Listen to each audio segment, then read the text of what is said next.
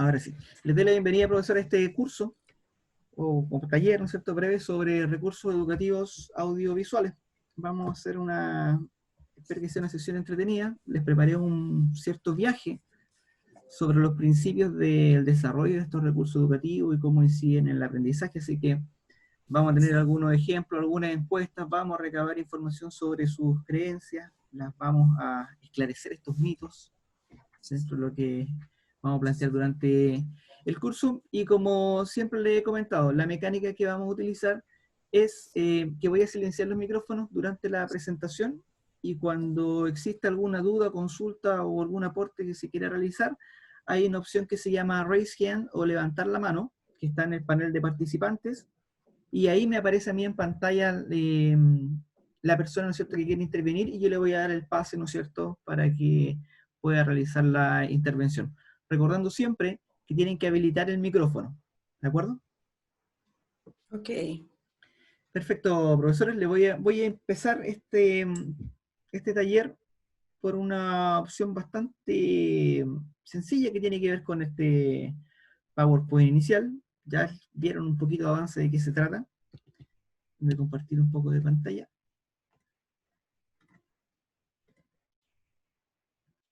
Y aquí, profesores.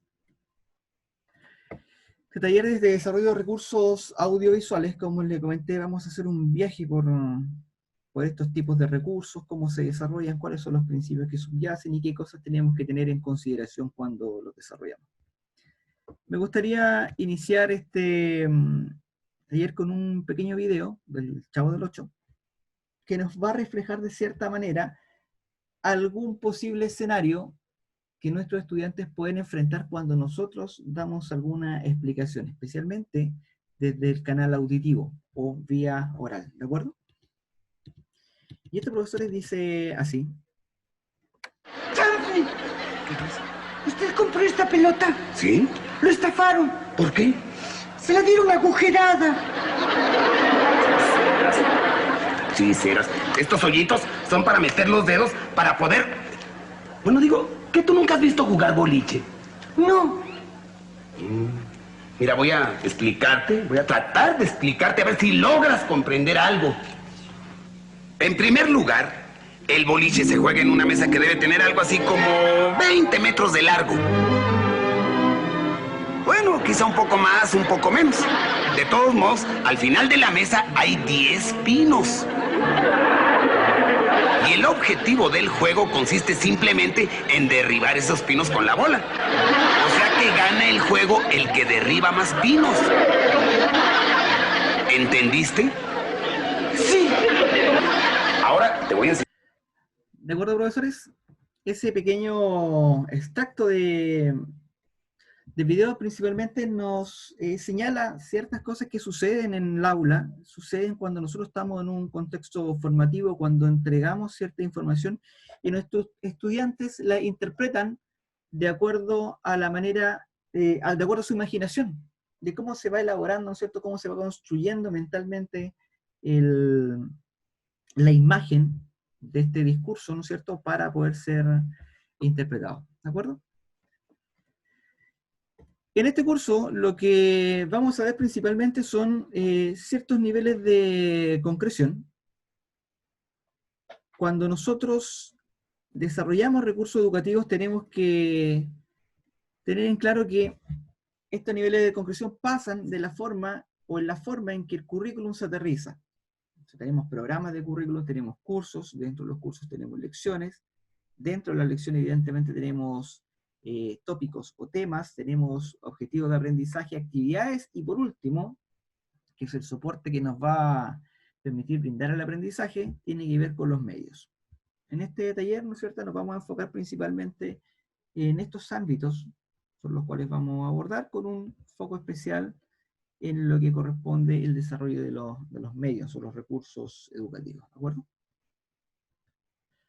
Principalmente, los recursos educativos en un contexto tanto presencial como virtual que estamos viviendo, tienen estricta relación con las taxonomías de Bloom. Si lo miramos desde una perspectiva de aprendizaje constructivista, principalmente lo que buscan estos recursos es consolidar los niveles de dominio cognitivo inferior ya sea el recordar y el comprender, el cual nosotros lo podemos entregar a través de estrategias de demostración, de ejemplificación, algunas lecturas, entre otras cosas.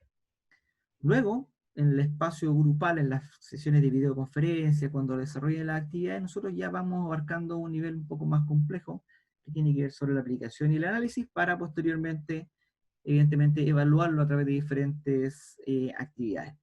Lo importante es que este recurso audiovisual o educativo nos vaya acompañando como soporte o andamiaje durante todo este proceso de aprendizaje, ¿ya? Y esa es la perspectiva que vamos a tomar dentro de este curso.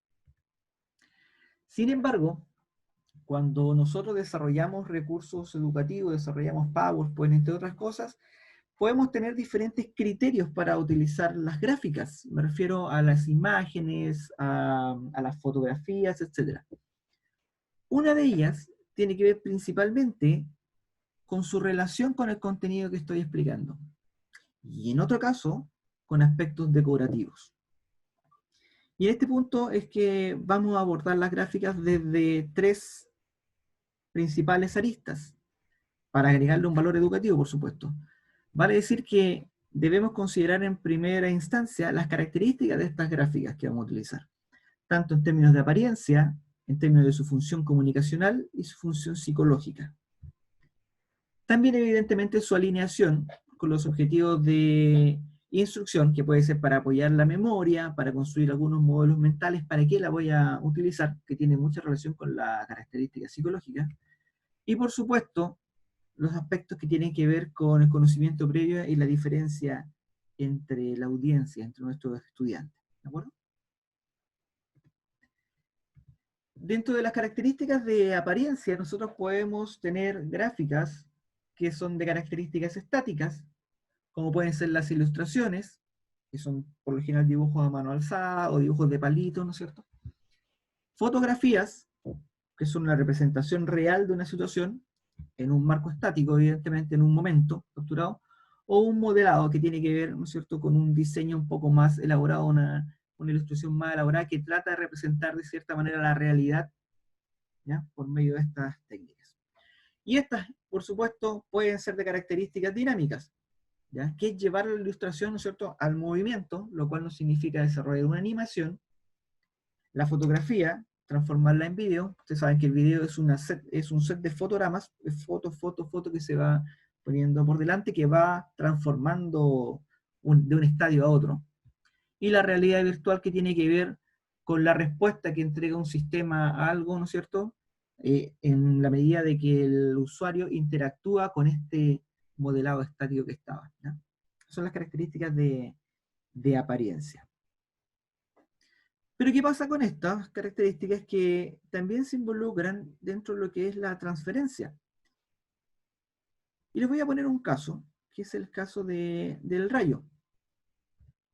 Les voy a mostrar esta gráfica que es de características estáticas, que tiene un texto que lo acompaña, ya que en este caso se lo voy a leer, pero prefiero muchas veces no hacerlo, que dice que los rayos son el resultado de la diferencia en las cargas eléctricas entre la nube y la Tierra. Y le planteo un póster a mis estudiantes. Por otro lado, tengo otro recurso del mismo tipo, que es una gráfica dinámica, que me plantea el mismo texto, y puede ser el mismo discurso utilizado por un canal visual o un canal auditivo, sobre los rayos, y me agrega, ¿no es cierto?, algunos detalles, ¿cierto?, sobre los aviones. Incluso esta gráfica puede haber sido que pasa un avión volando, ¿no es cierto?, y cae y le golpea un rayo. ¿De acuerdo? Entonces tengo dos recursos. Una gráfica estática tipo póster, ¿ya?, y una gráfica dinámica, supongamos, ¿no es cierto?, un PowerPoint que aparece un avión con un rayo, ¿no es cierto?, con el mismo discurso. En términos de aprendizaje y rendimiento, bajo la pregunta ¿cómo se forma el rayo?, ¿qué gráfica o recurso creen ustedes que es mejor? ¿La estática o la animada? Y aquí voy a lanzar una pequeña encuesta para que recabemos información y les va a aparecer en pantalla y la cual, ¿no es cierto?, espero que sus votaciones para que vayamos viendo cómo se desarrolla esto. Tiene que ver principalmente con las creencias que tenemos, ¿de acuerdo? Les voy mostrando un poco cómo están las tendencias.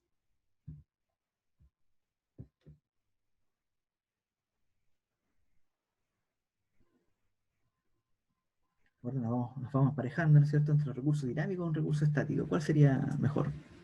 ¿Cómo se forma el rayo? Es la pregunta.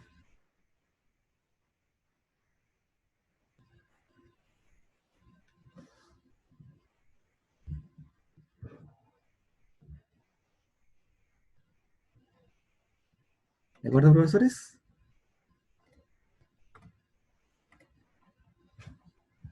Nos faltan 2 votaciones más y les muestro los resultados que ya de cierta manera tienen existe algunas preferencias, ¿no es cierto? Y podemos ver qué es lo que pasa con esto.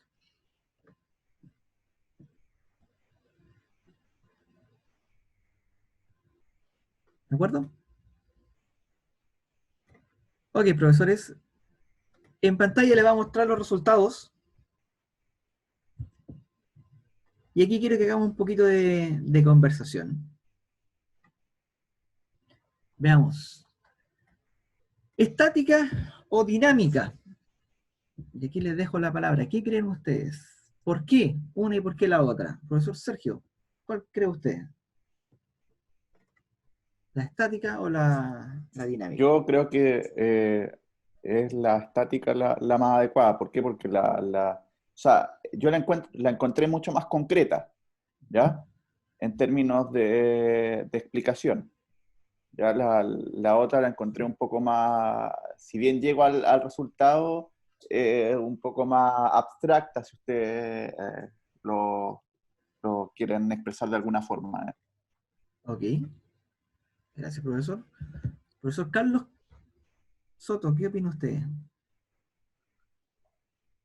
¿Qué puede ser la gráfica, perdón, la gráfica estática o la gráfica dinámica? Sobre cómo se forma el rayo. ¿O alguien más que quiera, profesor Carlos? Ya, lo que pasa es que sí, no me voy a activar el micrófono. Mira, yo pensaba en la estática porque la gráfica demuestra las cargas, ¿no es cierto? Positiva, negativa, entonces como que por la diferencia de carga se produce el rayo, entonces me da a entender que por eso se está produciendo el rayo. En cambio la otra se ve como que el avión pasó nomás y le cayó el rayo nomás, Ok. pero no se ve por qué se produjo el rayo. Ok. Sí, pues sí. ¿Quién más quiere aportar? ¿Profesora Aida? ¿Profesora Claudia? Yo quería aportar, profesor Mario. La verdad es que yo no contesté porque no alcancé a leer el texto que acompañaba a la imagen. Generalmente uno depende del nivel de la asignatura, ¿no? Que uno va entendiendo y aplicando estos objetivos de aprendizaje según la taxonomía de Bloom.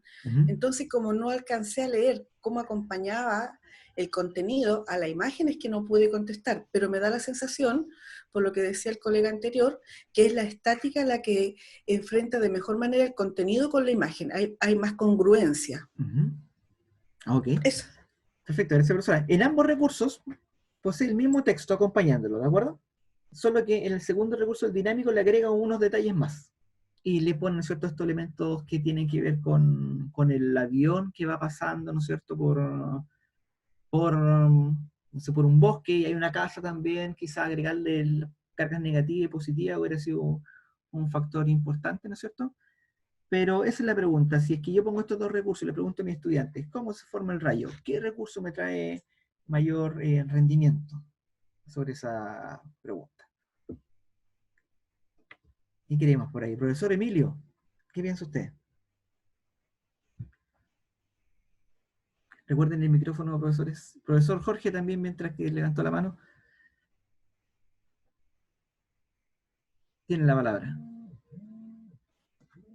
Si bien yo concuerdo, profesor, con los colegas que me da la impresión que el esquema estático puede ser más clarificador, yo lo tomé como un concepto más general, que quizás cuando uno indica un proceso, la generación de un proceso, una recreación o una imagen dinámica quizás nos puede dar más información. No sé si es el caso de la imagen puntual esta, pero yo creo que cuando se habla de un proceso, de la formación o de un fenómeno, quizás un esquema dinámico puede ser más útil que uno estático.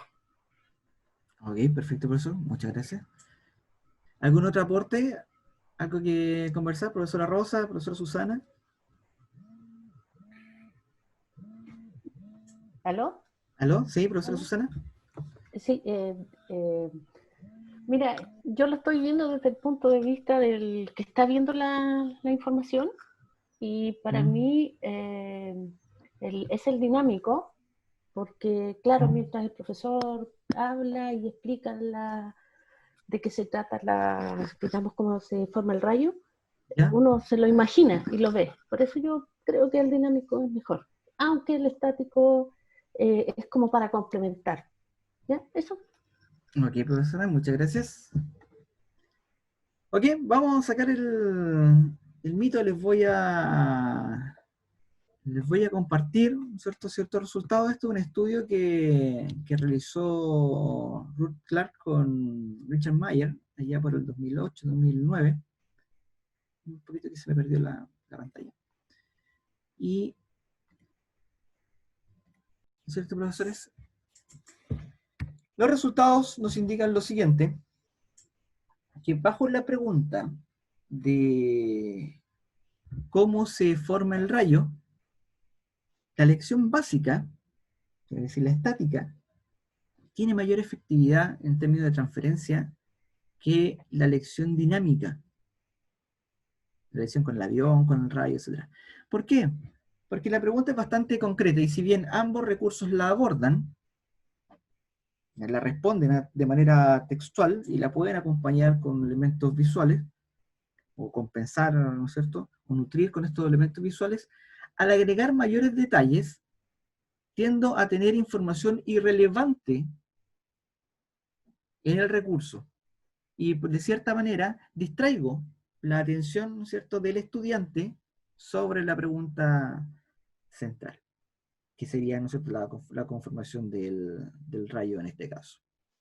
Nosotros muchas veces hemos escuchado antiguamente que nos decían que los recursos educativos del PowerPoint, entre un color más llamativo, con mayor animaciones, incluso en un tiempo existió la idea de que si es que le agregamos de fondo música clásica, iba a favorecer el aprendizaje del estudiante porque el estudiante se iba a concentrar mucho más, etc.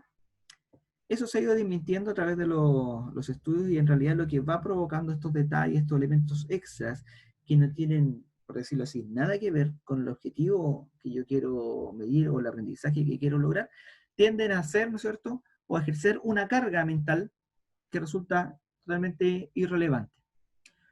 Por ende, ¿no es cierto?, incluso si es que nosotros tomáramos un contexto real y pusiéramos una gráfica estática con los rayos negativos y una gráfica dinámica, imaginemos que este es un video donde pasa el avión que tiene casi la misma composición, en la formación del rayo que se forma de la misma forma en lo que estaba planteando, ¿no es cierto?, en el discurso, tiende a ser la gráfica estática la mejor. ¿Ya? ¿Y qué aprendemos de esto? Principalmente los hallazgos son de que existen los detalles, cuando hay muchos detalles que los voy agregando, tienden a ser irrelevantes. Voy ejerciendo, ¿no es cierto?, una carga extra a esta memoria. Ya vamos a conversar sobre la memoria operativa. El contenido tiende a ser distractor y evidentemente falta una alineación con el propósito del recurso, entendiendo que el recurso educativo tiene que tener o debe estar formulado sobre la base de un claro propósito. Este recurso es para que los estudiantes aprendan cómo se forma el rayo, y ese recurso abarca solamente eso. Si el que quiere un recurso para ver de cómo el avión funciona o actúa como pararrayos, eso es otro recurso. ¿Entienden? Muchas veces nosotros mezclamos varios recursos para responder a varias necesidades y preguntamos sobre la base. Cuando queremos desarrollar estos materiales para apoyar los procesos, hay que medirlos, hay que construirlos en pequeños bloques. Y eso nosotros lo iremos completando a través del tiempo, poniéndolo a disposición a manera que yo vaya avanzando ¿no es cierto?, en mi programa o en los objetivos de la lección. Por eso que esto se tiene que alinear, principalmente estos recursos, con el objetivo de instrucción. ¿Para qué lo estamos desarrollando? ¿De acuerdo?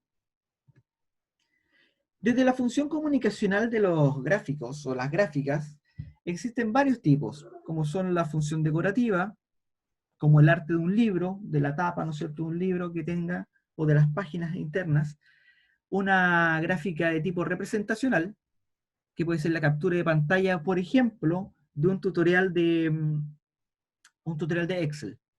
Tomo una captura de Excel, le digo, haga clic aquí, ¿no es cierto? Es una captura de pantalla representacional. Algunas mnemotécnicas que ayudan a pistas de recuperaciones para nosotros dar ciertas claves de cómo nosotros podemos recordar la información. Y dentro del marco explicativo tenemos gráficas de tipo organizacional, como son los árboles conceptuales, las relacionales, como son los gráficos de torta, de barras, entre otras cosas. Transformacionales, que pasan de un estado a otro, puede ser el ciclo del agua, ¿cierto? Pasa del estado sólido, líquido, ¿cierto?, etcétera, como de acuerdo con gaseoso, de acuerdo con ustedes lo vayan planteando el orden. Y las que son interpretativas, que son diagramas, ¿no es cierto?, o esquemas que tratan de representar algo más abstracto. ¿Ya? Esa es la función comunicacional de las gráficas. Y estas también se apoyan desde la función psicológica, que es la tercera característica que les mencioné sobre las gráficas, que tiene que ver con gráficas que son desarrolladas para la atención, para dirigir la atención a elementos importantes. Por ejemplo, hacer un gráfico y yo poner una flecha, ¿no es cierto?, es para dirigir la atención, o enmarcar, ¿no es cierto?, un centro, un área de esta pantalla también, ¿no es cierto?, está diseñada para eso, para activar conocimiento previo, para minimizar el trabajo mental. Aquí nos hace algunas aproximaciones sobre el trabajo mental extrínseco, vale decir, lo que no tiene nada que ver con el recurso en sí, ni con el objetivo de aprendizaje, o la función que tiene que hacer el estudiante con ese recurso. Para construir modelos mentales, para apoyar la transferencia, y evidentemente para la motivación, también sin perjudicar el aprendizaje. ¿Ya? Y a continuación vamos a ver ciertos elementos que tienen que ver con esto, un poco con el conocimiento previo, un poco de transferencia, un poco de modelos mentales, un poco de carga cognitiva, y vamos a enfocarlo desde esta perspectiva en el siguiente ejemplo. ¿Se han preguntado ustedes cómo funciona el bombín de una bicicleta? ¿Tienen alguna idea? Yo esto lo puedo abarcar de dos estrategias que les voy a poner aquí en juego. La primera tiene que ver cuando nosotros desarrollamos un apunte o lo entregamos por medio de texto. Este recurso lo desarrollamos en texto y el estudiante va elaborando una construcción. ¿Ya? Es como en el caso del Chavo, yo le voy dando, ¿no es cierto?, verbalmente o escrito, ¿no es cierto?, algo que vaya elaborando en su mente. ¿Ya? Que tiene que ver, ¿no es cierto?, con el siguiente texto que quiero que lean. Y dice, ¿no es cierto?, ustedes lo pueden leer. Yo voy a obviar esta parte de lectura para no contaminar y sobrecargar la memoria operativa.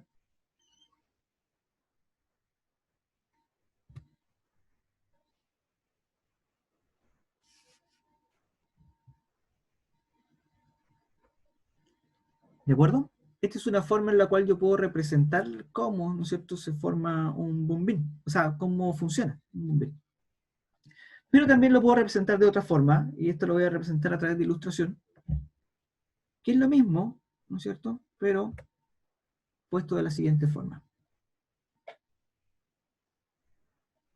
Tenemos, ¿no es cierto?, ciertas palabras claves que están, ¿no es cierto?, señaladas, y tengo el mismo discurso dividido, ¿no es cierto?, y organizado dentro de esta gráfica, y evidentemente me da una representación mayor al funcionamiento de esto, ¿de acuerdo? En términos de conocimiento, esto es bastante relevante, y aquí tiene que ver mucho el conocimiento previo. Un estudiante que ya sabe cómo, o tiene alguna noción de cómo se funciona el bombín, tiene ya una estructura cognitiva previa, ¿de acuerdo? Y los estudiantes, evidentemente, que no se lo han preguntado, no se lo han planteado, nosotros se lo pueden imaginar, pero recién están en una etapa inicial. En una lección de tipo texto, como la primera que les mostré, en términos de aprendizaje, el estudiante ya tenía un alto conocimiento, ¿no es cierto? Se mantiene dentro de su rango, pero el estudiante que no tenía mucho conocimiento, evidentemente, algo aprende. Pero, si es que ocupo el segundo recurso, el estudiante que no tenía un conocimiento previo sobre cómo funcionaba el bombín, produce, ¿no es cierto?, mayor aprendizaje, o el recurso le produce mayor aprendizaje al agregar las visuales, ¿no es cierto?, y los textos, ¿cierto? Por lo cual indica una mayor verticalidad en términos de aprendizaje. Si quiere utilizar a solo texto, a representarlo con una gráfica. Sin embargo, para el estudiante que ya tenía una idea de cómo funcionaba esto, cómo funcionaba el bombín, en realidad no se produce mucho aprendizaje, sino que hay alguna reestructuración solamente en lo que es esta estructura cognitiva, en este esquema, ¿no es cierto?, de cómo era el funcionamiento del bombín. ¿Ya? Y eso es muy importante cuando nosotros tomamos la decisión para desarrollar qué gráficas para apoyar qué aprendizaje. ¿Ya? Entre los hallazgos que nos destacan es que el texto más las visuales son mejores para el aprendizaje en estudiantes que son novatos. Por lo cual es muy importante desarrollar diagnósticos de conocimiento previo en todos los procesos formativos para saber, ¿no es cierto?, qué tipo de recursos va a servir, ¿no es cierto?, y va a generar un mayor aporte en términos de aprendizaje o no. Y esto es importante cuando nosotros tenemos bastante trabajo, cosas que hacer ahora en este contexto de la pandemia, tenemos muchos materiales que hacer, estamos buscando formas de cómo desarrollar la parte de la docencia en línea, entre otras más. Y en algunos casos, cuando lo hablamos en el término de empresas, contratan recursos a otras empresas, subempresas, que diseñan esto. Entonces esto tiene que ver con el ahorro de recursos también financieros, considerando también el tiempo, ¿no es cierto?, como un recurso importante. Es por esto que los recursos educativos deben responder principalmente a una necesidad. Si es que mis estudiantes pueden aprender de cierta manera un contenido, ¿no es cierto?, un concepto, un procedimiento por medio de texto en este caso, y que no es muy relevante, ¿no es cierto?, para yo destinar recursos y tiempos para que aprendan, o no existe una diferencia en lo que van a aprender o no, o lo pueden hacer por otro medio, opto por el otro medio más que desarrollar esta gráfica en sí. Y ahí estas gráficas las pongo directamente donde están los nudos de aprendizaje, donde los chicos presentan más problemas que sobre la base de nuestra experiencia nosotros sabemos cuándo, ¿no es cierto?, cuáles son las unidades que más les cuesta, dónde siempre presentan problemas, etc. Y incluso lo que nos cuesta explicar a nosotros son las necesidades que estos recursos audiovisuales o digitales, ¿no es cierto?, deben abordar. ¿Ya? Y esto tiene que ver principalmente con la fundamentación. ¿Cómo se fundamenta el recurso? ¿Para qué nos va a servir? ¿Y qué quiero hacer con él? ¿Y cuánto me va a contribuir? ¿De acuerdo? Pero, profesores, yo le había mencionado algo sobre el conocimiento previo y existen también investigaciones al respecto. ¿Es bueno? ¿Es malo? ¿Qué es lo que pasa con este conocimiento previo? Y le voy a poner el siguiente caso, un caso bastante antiguo, en el cual yo tengo dos grupos de estudiantes. Estudiantes que son maestros o expertos en jugar ajedrez y estudiantes que son novatos. ¿Cuál es el reto? Es que los estudiantes observen por un periodo de tiempo un tablero a medio jugar y, ¿no es cierto?, se den vuelta a replicarlo en un tablero que está vacío. Y yo voy contando la cantidad de veces piezas correctas y la cantidad de vueltas que se da para mirar el tablero. ¿De acuerdo? Tengo expertos y novatos. ¿Qué grupo creen ustedes que tuvo un mejor rendimiento? Y les voy a poner una encuesta para que lo veamos. Y esto dice así. Recuerden que es un tablero a medio jugar. ¿Ok? Les aparecerá en pantalla qué jugadores, ¿no es cierto?, tuvieron mejor desempeño en replicar este tablero. Al decir, se dieron vueltas menos veces, ¿no es cierto?, y tienen piezas, mayor cantidad de piezas correctas.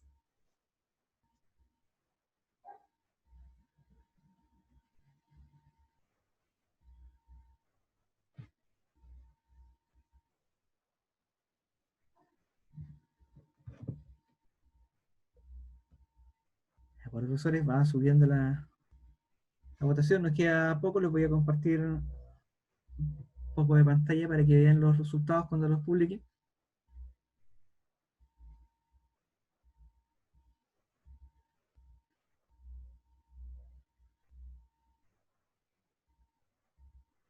¿De acuerdo? Vamos, un minuto. Les voy a compartir los resultados, profesores.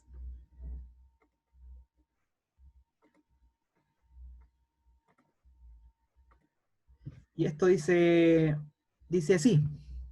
Entonces, ¿qué piensan ustedes, no es cierto, que los expertos tuvieron mejor desempeño? Vamos a ver, ¿por qué? ¿Por qué creen ustedes, no es cierto, que los expertos tuvieron un mejor desempeño en replicar este tablero? Les doy la palabra. Profesor Emilio. Profesor, sí. Yo imagino, de acuerdo a la información que nos ha dado, es que ya en el experto hay información previa, hay un conocimiento previo. Por ende, ahí tiene un mayor rendimiento, ¿no? Exacto. Perfecto, gracias, profesor. Profesora Macarena, profesor Vicente, profesor Mauricio. Hola Mario, disculpen, no escuché bien la primera parte, pero también me parece, uno siempre mira si habrá alguna trampita en la pregunta, pero me parece que los expertos, por una cosa de recordar el tablero, la posición, se me ocurre que a lo mejor van a poder recordar 2 piezas en la posición en que van porque conocen el tablero y conocen las piezas. En cambio, si yo no estoy familiarizada con el ajedrez, voy a tener que hacer más esfuerzo en recordar, no sé, la forma de la pieza y la ubicación que debe tener. Ok, perfecto. Muchas gracias, profesora. Profesora Pamela. Hola, perdón la demora. Pero yo creo, en lo que hablan ustedes, ¿cierto?, de este conocimiento previo, puede obstaculizar y facilitar. Entonces ahí nosotros como docentes debemos mirar, porque dice que por el magíster que estoy haciendo, hablaban el otro día y todos hablábamos en el foro, que esto puede además llevarlos a parcialmente llevar conocimientos erróneos. Cuando el experto desarrolla tanto esta construcción del conocimiento, entonces ahí uno como docente tiene que ver si está bien el enfoque, o tal vez el novato, por tener más, ¿cómo expresarlo? Como más limpieza, tal vez, por decirlo, o decirlo de una forma, este nuevo aprendizaje lo toma de una forma más limpia, más pura que el experto.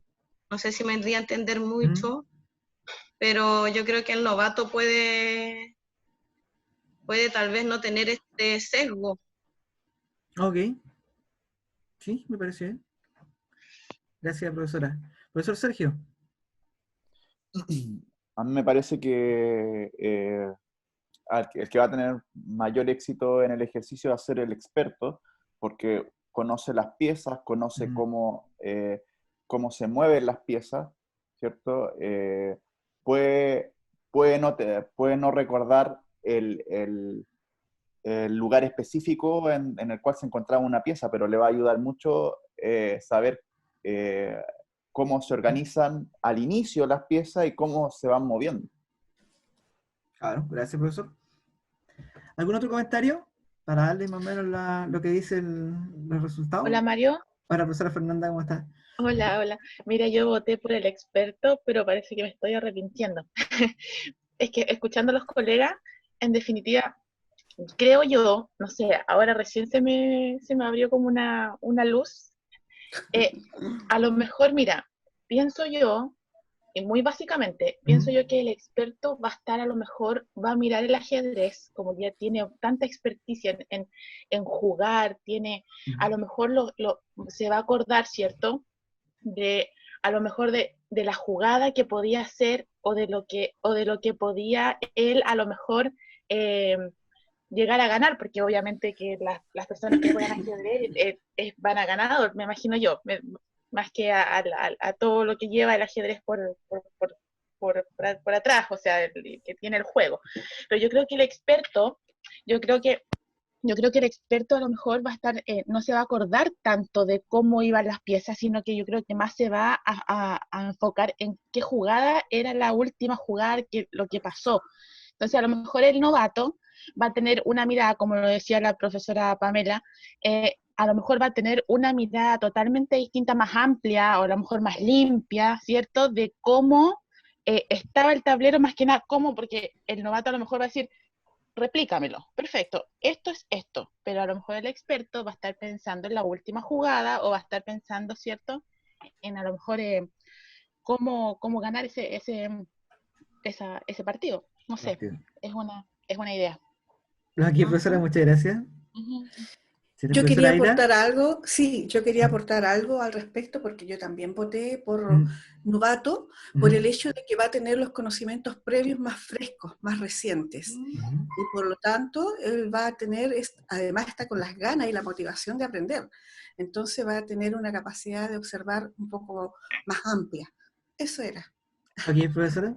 Profesor Jorge, que me levantó la mano recién. Gracias, profesora. Yo creo, profesor, que una pregunta con harto condimento, porque se puede enfocar desde varios puntos de vista. Yo voté por novato, aunque la lógica me dice que un experto puede tener un conocimiento previo, pero no sé cómo plantearlo, que el novato quizás no tiene el prejuicio que pueda tener una persona con un conocimiento ya adelantado y que lo puede hacer, quizás realizar una tarea que va más allá de lo que se le está pidiendo. Entonces, no sé si la palabra correcta es un prejuicio, el conocimiento previo te puede generar un prejuicio, ¿Un sesgo? un sesgo, un enfoque diferente. Pero es una pregunta bastante pícaras en ese aspecto porque se puede interpretar de varias formas. Tal vez el condicionamiento. Claro. Es acá donde quiero llegar con los tipos de debate. Les voy a mostrar más o menos cómo son los resultados de este experimento. Y déjenme compartir pantalla. Y en realidad los resultados de este experimento se posicionaron de la siguiente manera. El jugador experto, acá en este gráfico tenemos, ¿no es cierto?, el número de piezas correctas que acertaron, ¿no es cierto?, y la cantidad de vistas al tablero que realizaron. Y ahí tenemos, ¿no es cierto?, en azul los expertos y en amarillo los novatos. El jugador experto acertó mayor cantidad de piezas en menos cantidad de vistas y miradas al tablero, a diferencia del jugador novato, que si bien se aproximó de cierta manera a una diferencia de algunas 9 piezas, ¿no es cierto?, tuvo que mirar más veces. ¿Por qué? Un jugador experto, veámoslo de experto, va a pescar el tablero y lo que va a hacer principalmente es, disculpen las rayas chuecas con el mouse, es dividirlo en cuadrantes, considerando también que existen, ¿no es cierto?, ubicaciones como A1, ¿no es cierto?, A2, B, un ejemplo, ¿cierto? Va a organizar el tablero de esa manera. Además, conoce previamente la posición de las piezas y conoce, ¿no es cierto?, que los movimientos naturales de ellas, ¿cierto?, que por ejemplo el caballo que se va a mover en L, ¿cierto?, lo mismo que en este caso, que el alfil, ¿no es cierto?, va a tomar una posición en diagonal, etc. ¿Ya? Puede interpretar, ¿no es cierto?, de cómo se jugó este tablero, qué es lo que se hizo en este juego. ¿De acuerdo? Ese con el jugador experto. Sin embargo, el jugador novato, donde no tiene esta experiencia, lo que hace principalmente es, déjame borrar un poquito esto, es tomar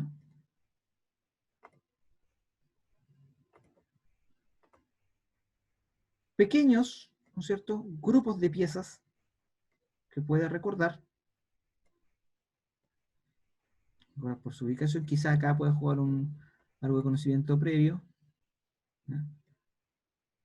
Cierto grupo de piezas las va a tomar, por ende va a individualizar y no las va a relacionar con un conocimiento previo que tiene que ver con la jugada en sí, o con el movimiento de las piezas, ¿no? Por ende, ¿no es cierto?, en este experimento lo que hace es darse vuelta muchas veces más, incide en su rendimiento.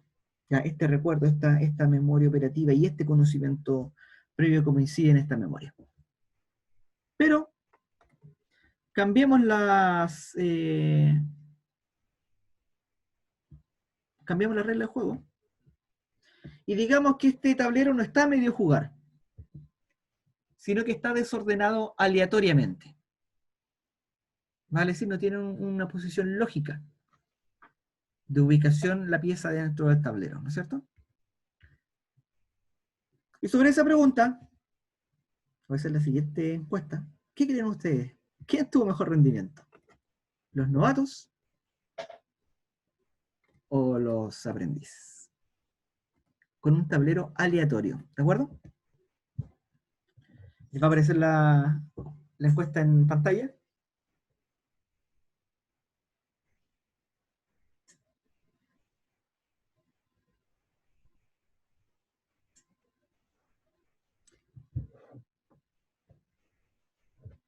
¿Quién tuvo mejor rendimiento en un tablero de ajedrez ordenado aleatoriamente? ¿El jugador novato o el jugador experto? ¿Quién acertó con más piezas?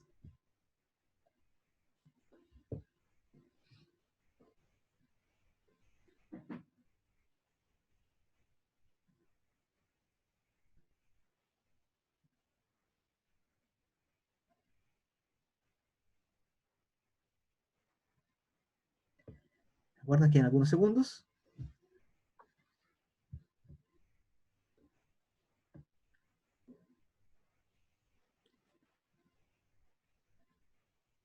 Vamos viendo, profesores, ¿qué tal las respuestas? Las voy a compartir.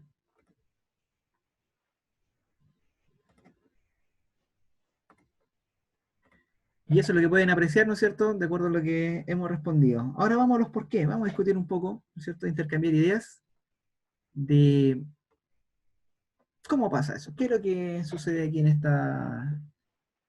este contexto? Profesor Carlos, que está levantando la mano. Yo creo que el experto va a tratarse de explicar qué jugadas se hicieron anteriormente y tratar de así recordar las posiciones de las jugadas que están presentes. Entonces va a tratar de explicarse. En cambio, el novato a lo mejor va a usar mal su memoria fotográfica, ¿no es cierto?, del momento, y va a ver dónde están las piezas y va a tratar de reproducir ese tablero.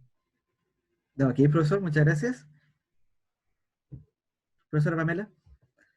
Ya, mi tesis entonces estaba bien, porque si el experto está condicionado, va a ir a buscar las piezas. Entonces, lo que nosotros tenemos que llegar a un aprendizaje significativo. Y eso es lo malo que tenemos hoy día en las aulas, porque tenemos niños que uno le pasa power, materia, y el chico lo que hace es leer, leer, leer, leer, leer, y está condicionado. Pero ¿qué pasa, por ejemplo, cuando yo hago una clase participativa y la clase la hacen ellos? Llego el primer día, ustedes van a hacer la clase, el material, me hacen esto, esto, esto, y quedan, pero profe, ¿dónde está la materia? Profe, ¿dónde están los libros? ¿Dónde está el power de 60 hojas? ¿Dónde está? Entonces ellos lo que hacen es decir, bueno, y el conocimiento lo hacen ustedes. Yo soy un acompañante del conocimiento, y ahí quedan, y ahí van los novatos que saben cómo armar y fíjense que uno puede desarrollar mucho mejor las habilidades que en el que memoriza. Entonces esto nos lleva a lo mismo que nos está pasando ahora en las aulas. Muchas gracias, profesora. ¿Algún otro aporte que queramos compartir? Profesor Sergio, lo veo pensativo. Profesor Emilio igual. Algo que uno convence por ahí. Sí, profesor. A ver, yo quiero insistir nuevamente y un poco voy a replicar las palabras de la profesora Pamela, en que acá tiene mucho que ver los aprendizajes significativos, ¿ya? Lo que es más importante y no lo que me puede llevar a la imaginación, como podría ser un novato, que podría ser sí me podría resultar o no. En cambio, un experto, él va seguro lo que hace, a qué va a hacer o qué pieza va a mover, ¿cierto? O qué estrategia va a utilizar. Entonces yo creo que el experto igual tiene mucho más experiencia y por lo tanto le permite hacer los movimientos precisos. A ver, profesor. Profesor Sergio. Difícil. Recuerda, estamos hablando de rendimiento. Ojo, rendimiento. Yo creo Yo creo que le va a ir mejor al novato. ¿Ya? ¿Por qué? Porque es un tablero, ¿cierto?, que está desordenado en forma aleatoria. ¿Ya? No necesariamente las posiciones son las correctas en términos de movimiento de pieza. ¿Ya? Entonces es mucho más fácil que él le tome una fotografía a la situación y después replique solamente, porque el experto va a funcionar como funciona él en términos de movimiento de pieza, ¿cierto? Cómo es la estructura de partida del ajedrez, etc. Aquí, profesor, muchas gracias. Profesor Jorge, ¿estaba la mano levantada de la anterior o levantada nuevamente? Disculpe. Quedó de antes levantada, parece la mano. Ah, bien. ¿Algún otro comentario al respecto que podamos compartir? Antes de darle antes de mostrarle, ¿no es cierto?, qué es lo que sucede con esta investigación. Ok, en términos de aprendizaje, profesores, en transferencia, ¿no es cierto?, de acuerdo a algo que yo estoy observando con el trabajo en mi memoria operativa, con el conocimiento previo intermedio, ¿cierto? Los resultados de esto se plantean, ¿no es cierto?, de la siguiente manera.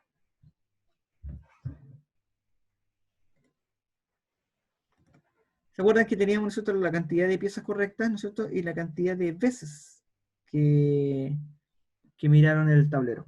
¿Ya?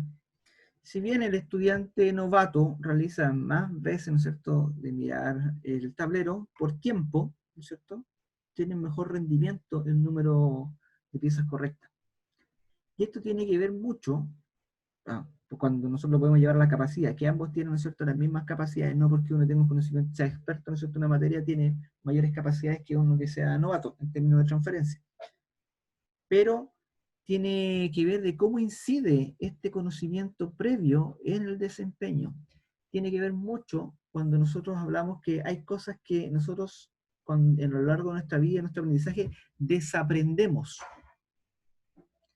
Que estas nociones que tengo, estas creencias, ¿cierto?, se ponen en juego y en realidad, ¿cierto?, inciden en mi rendimiento, inciden en el aprendizaje, inciden, ¿no es cierto?, estos juicios, estos los sesgos que en un momento se llamaron, inciden en estos procesos. ¿Ya?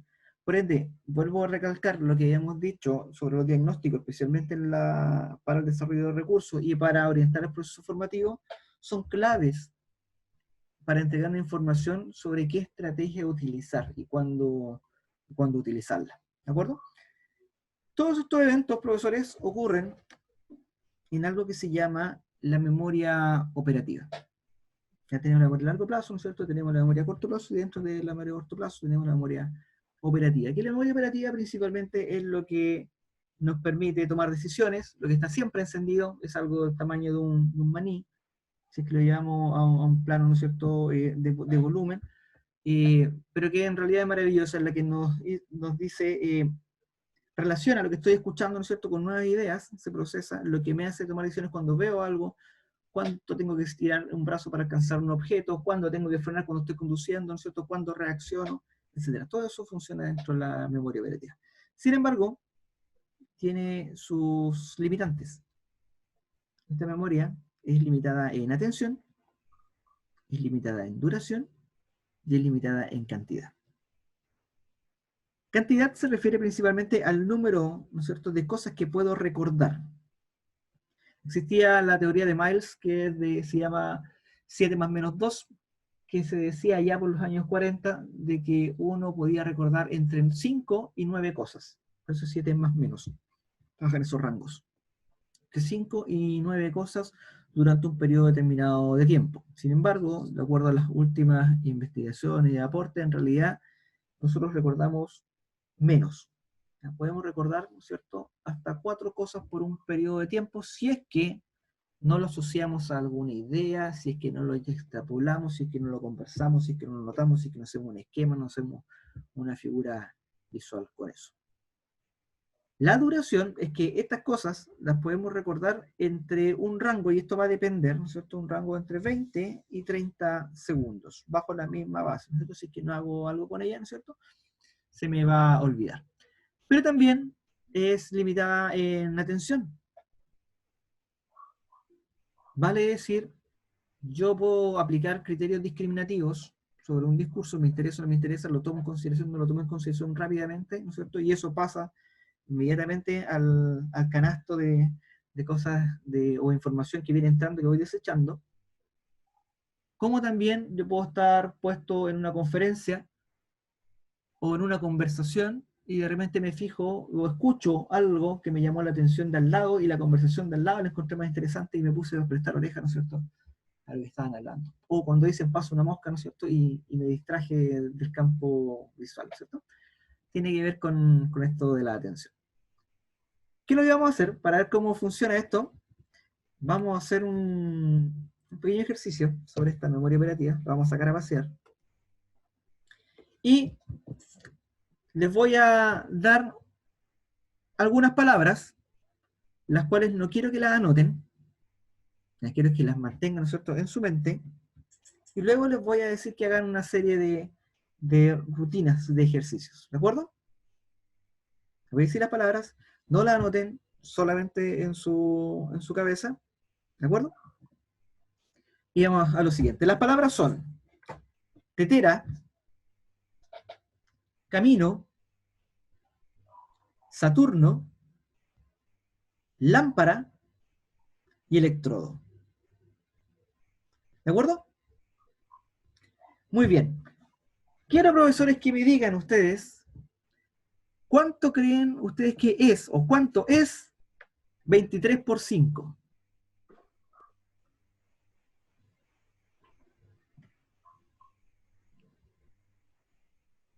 Sin calculadora.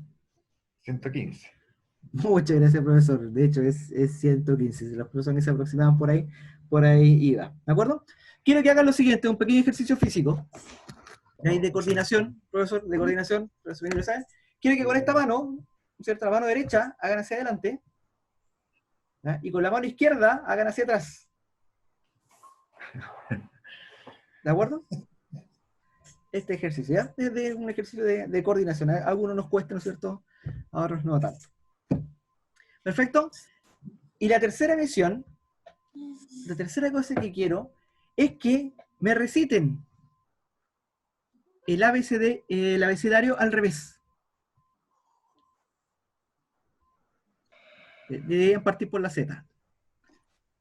Z, X, Y, Z, X, Y, W, hasta llegué. Z, Y, X, W, V. ¿De acuerdo? No se puede hacer. Profesores, de ustedes, ¿quiénes todavía están tan seguros que recuerdan las 5 palabras que les di? Yo. ¿De acuerdo? Algunos recordamos 4, otros 3, ¿no es cierto? Otros les cambiamos el orden a las cosas, y eso es normal y tiene que ver con la diversidad. Muchas personas, ¿no es cierto?, que tenemos esta memoria operativa o una capacidad mayor de memoria operativa, somos buenos o son buenos, ¿no es cierto?, para relatar historias, contar historias, ¿no es cierto?, cuentos, llamar, ¿no es cierto?, la atención, armar modelos nuevos, ¿no es cierto? Otras personas nosotros tenemos menor capacidad, ¿ya? En el área de salud yo sé que lo aplican bastante, ¿no es cierto?, para saber, ¿no es cierto?, si es que existe alguna incidencia sobre, o algún indicio que puede indicar, ¿no es cierto?, algo con el caballero alemán este, ¿no es cierto? Y en realidad eso está involucrado dentro de los procesos de aprendizaje. Esa es la forma que nosotros planteamos, ¿no es cierto?, las ideas, planteamos las palabras, le explicamos a nuestros estudiantes, pero muchas veces no utilizamos un soporte para apoyarlo. Algo que les quede, ¿no es cierto?, alguien que se llevan para la casa. Le hacemos muchas veces trabajo autónomo a los estudiantes sobre la base de lo que dijimos en clase, lo que expusimos, lo que pudiesen, ¿no es cierto?, obtener por otras fuentes. Y el proceso de aprendizaje tenemos que guiarlo, tenemos que impulsarlo. Y para esto, ¿no es cierto?, es por eso que en el nivel de concreción que les mencionaba, el último ítem de concreción son principalmente los recursos, los medios, los cuales nosotros estamos ocupando para, ¿no es cierto?, apoyar los otros niveles. ¿Ya? En muchos casos, llevamos a nuestros estudiantes en el trabajo autónomo a aplicar ¿cierto? Sobre la base de niveles cognitivos inferiores que todavía están débiles y que necesitan, ¿no es cierto?, fortalecerse, ¿ya? Y es ahí, ¿no es cierto?, donde nosotros tenemos que buscar qué forma, qué vía, qué medios, cómo, si existe un conocimiento previo, si no existe, si es que, ¿no es cierto?, les va a producir un aprendizaje mayor, más significativo o no, ¿de acuerdo? Y esto, profesores, funciona en algo en nuestra mente, lo voy a representar por la siguiente imagen, que tiene que ver con los dos canales de atención que tenemos, que es la vista y la audición. ¿De acuerdo? En realidad esto es la flecha al revés. La vista y la audición. Y flecha para los dos lados. Esto se procesa en la memoria operativa por distintos canales, ¿ya? Y aquí tengo con una carpeta, ¿no es cierto? Una carpeta o un canal que se llama audio y el otro visual. Conjunto es cuando nosotros hablamos de contenido audiovisual, ¿ya? Y, ¿no es cierto?, la función de esta memoria operativa principalmente es decodificar y codificar, ¿no es cierto?, lo que existe en la memoria a largo plazo. ¿Ok? Sobre esa base de la atención, ¿no es cierto?, con lo cual nosotros, con recursos educativos, podemos, ¿no es cierto?, internalizar ciertos procesos o apoyar ciertos procesos de aprendizaje. ¿Ok? ¿Cómo funciona esto? Es que cuando yo desarrollo recursos educativos, yo puedo presentar, ¿no es cierto?, el material de dos formas: por palabras y por imágenes. Las palabras se pueden procesar tanto por un canal auditivo, que es lo que yo voy hablando, como también cuando yo estoy leyendo, por un canal visual, ¿ya? Y las imágenes evidentemente van a ingresar por un canal visual. Por ejemplo, este esquema es una imagen visual que yo estoy compensando, ¿no es cierto?, por un canal auditivo. Cuando ingreso esta información, evidentemente va a ingresar por la vista, se va a seleccionar, ¿no es cierto?, se va a interpretar de cierta manera estas imágenes, se va a organizar, ¿cierto?, en un modelo pictórico, y con la integración con el conocimiento previo, puedo producir algún tipo de aprendizaje. ¿De acuerdo?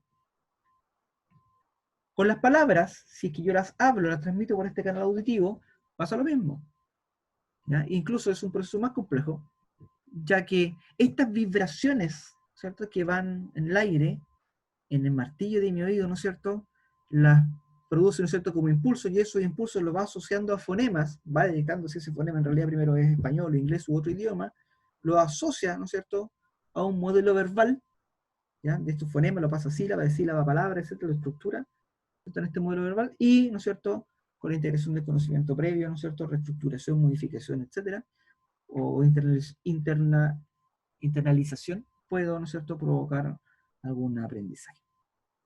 Pero ¿qué es lo que pasa, profesores? La memoria operativa es muy importante.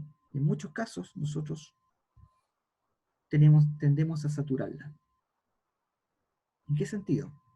Mostramos una imagen, ¿no es cierto?, le agregamos texto visual, ¿no es cierto?, una imagen, le agregamos texto visual, y aparte leemos exactamente lo mismo que estamos diciendo redundante, ¿no es cierto?, y se va a procesar por estos canales, ¿ya? Y va a producir una saturación. Cuando yo lo que quiero es que en esta rayita que está acá, ¿no es cierto?, destine estos recursos principalmente a la integración, al aprendizaje, y no la internalización o la primera comprensión, ¿ya? Aquí voy con esto. Hay, por ejemplo, aportes de Andrea Loreto que establece lo mismo, ¿ya? Yo le había mencionado antes que entre la memoria sensorial y la memoria de trabajo existe un proceso de discriminación. Le presté atención, no le presté atención, es importante, no es importante, y en un segundo puede pasar al olvido. Es como la memoria RAM del computador, esta memoria de trabajo. Vale decir que mientras yo cargue más programas en el computador, en mi memoria RAM, ¿cierto?, el computador cada vez se me va a poner más lento. Entendiendo la memoria de trabajo, ¿no es cierto?, como la RAM, ¿no es cierto?, y el disco duro como la memoria a largo plazo, ¿de acuerdo? Y aquí, de acuerdo, ¿no es cierto?, esta integración, ¿no es cierto?, si es que yo no hago algo con esto, evidentemente se me tiende a olvidar. Un caso de esto es cuando nosotros, o antiguamente, me pasaba antiguamente, estaba en la pieza y me daban un número y tenía que ir a discar, no teníamos celular en ese tiempo, teníamos que ir a discar al teléfono fijo, que estaba en la sala, como a 3 piezas más allá. Me dictaban un número, por ejemplo, el número del Lipigas que tenía, o lo escuché por ahí, el número del Lipigas, voy a marcarlo, y si es que yo no voy repitiendo el número del gas en mi cabeza, se me olvida. O en muchos casos, ¿no es cierto? Yo estoy escribiendo ese número y se me olvida el último dígito, y me pongo a pensar en el último dígito, me pasa a mí, me pongo a pensar en el último dígito y ya se me olvida lo anterior. ¿Ya? A menos que lo escriba, o haga algo, ¿no es cierto? Algún patrón, ¿cierto? Para poder recordarlo. O quizás le ha pasado que de repente está en una conversación y se les pierde el hilo de la conversación. ¿En qué estaba? O hay una intromisión que ustedes estaban tan emocionados contando algo y alguien pasó un suceso que les cambió la atención y van a volver al tema y ¿en qué iba? O se cambian de pieza, ¿no es cierto? Llegan a pieza y bueno, ¿y qué vine a buscar acá? Algo vine, ¿no es cierto? Y se devuelven a la pieza original para ver, ¿no es cierto?, qué es lo que estaban buscando. ¿Ya? Eso, ¿no es cierto?, pasa, ¿no es cierto?, en esta interacción entre la memoria a largo plazo, ¿no es cierto?, y la memoria operativa. ¿Ya? Dicho esto, algunos estudios también muestran y señalan que el 65% de la población tiende a ser un aprendiz que se cataloga como un aprendiz visual. Y aquí tiene que ver mucho los estilos de aprendizaje que los vamos a tratar de desmitificar un poco. Y principalmente la información que se procesa en el cerebro, la mayor cantidad de información viene por este canal visual. Sin embargo, esto de los estilos no es tan relevante en el desarrollo de recursos y en el proceso que estamos hablando. ¿Por qué? Porque un estudiante que se autoevalúa como con una predominancia, ¿no es cierto?, o un favoritismo por el canal visual, puede tener muy bajo rendimiento en una prueba que sea visual y un muy alto rendimiento en una prueba que sea auditiva. Y viceversa, un estudiante que es auditivo puede tener, ¿no es cierto?, un gran desempeño, ¿no es cierto?, en una prueba visual. ¿Ya? No es determinante. Lo que es determinante es la capacidad de construir modelos, tal como lo estaba haciendo el chavo, que recordaba una mesa, veía los pinos de fondo y alguien con una pelota botando, ¿no es cierto?, una bola, ¿no es cierto?, botando estos pinos. Es la capacidad, ¿ya?, de cómo yo puedo construir modelos. Les voy a poner este ejercicio, se los voy a leer, ¿ya? Voy a redundar la información y quiero que lo vayan construyendo mentalmente, ¿de acuerdo? No quiero que lo hagan, solamente mental, ¿ya? En una hoja con dos perforaciones van a hacer una línea vertical y la van a doblar a la derecha. Luego van a hacer una línea horizontal y la van a doblar hacia arriba. La pregunta es, ¿son visibles las perforaciones? ¿Y en qué orientación quedarían? ¿De acuerdo? Pensémoslo un poco. ¿Cómo quedaría esa hoja? ¿Se ven o no se ven los puntitos? ¿Y en qué orientación quedan estos puntitos?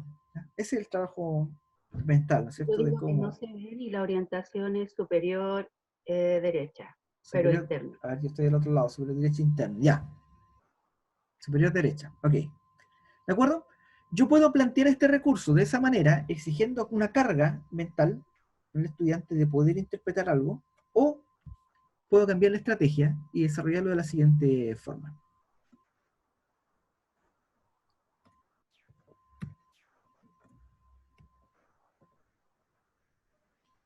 Es como el paso 1, ¿de acuerdo?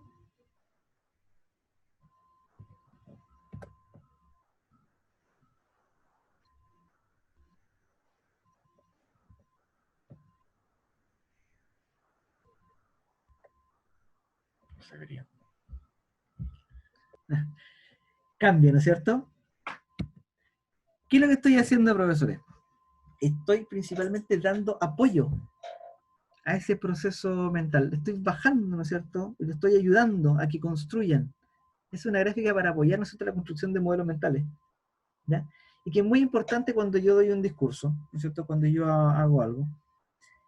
Cuando yo estoy enseñando alguna cosa, les voy a contar un caso particular, que por muchos años, yo soy profesor de inglés, por muchos años nosotros vamos enseñando y decimos que cuando existe una oración afirmativa, por decirlo así, una oración que no tiene negación, una oración afirmativa, el sujeto tiene primera posición, va en primer lugar. Por ejemplo, Juan. Juan is a good student, ¿no es cierto? No, Juan va primero, ¿no es cierto? Después va el resto de la oración. Cuando se transforma en pregunta, el sujeto pasa en segundo lugar y el auxiliar pasa en primer lugar. Ya, en vez de ser Juan is a good student sería is Juan a good student. ¿Ya? Y años, ¿no es cierto? Uno enseña y explica a estos estudiantes. Los estudiantes dicen, ¿no es cierto? Como el chavo. Sí, ¿lo entienden? ¿No es cierto? ¿Entendemos? Sí, perfecto. Uno le pregunta una prueba y se equivocan en lo mismo. Se equivocan en lo mismo. ¿Saben qué hice una vez? Estaba con mi curso y dije, bueno, vamos a utilizar recursos audiovisuales. Y les puse una oración, la misma oración. Juan is a good student. ¿Ya? Y cuando estaba hablando, esta es una oración afirmativa, y cuando pasa a una interrogativa, y el PowerPoint lo único que hacía era esto. El is, ¿no es cierto?, pasaba a primera posición, y el Juan, ¿no es cierto?, se corría un poquito, y eso le hacía la verificación. Recién los estudiantes dijeron, ah, eso era. Eso era lo que uno vaya explicando, y que se lo veían explicando a los chicos desde quinto básico, y todavía no lo entendían. Cuando llegaron a la universidad recién lo entendieron a través de un modelo simple que hacía esto. Nada más. Y es porque uno necesita y requiere apoyar estos procesos, ¿ya?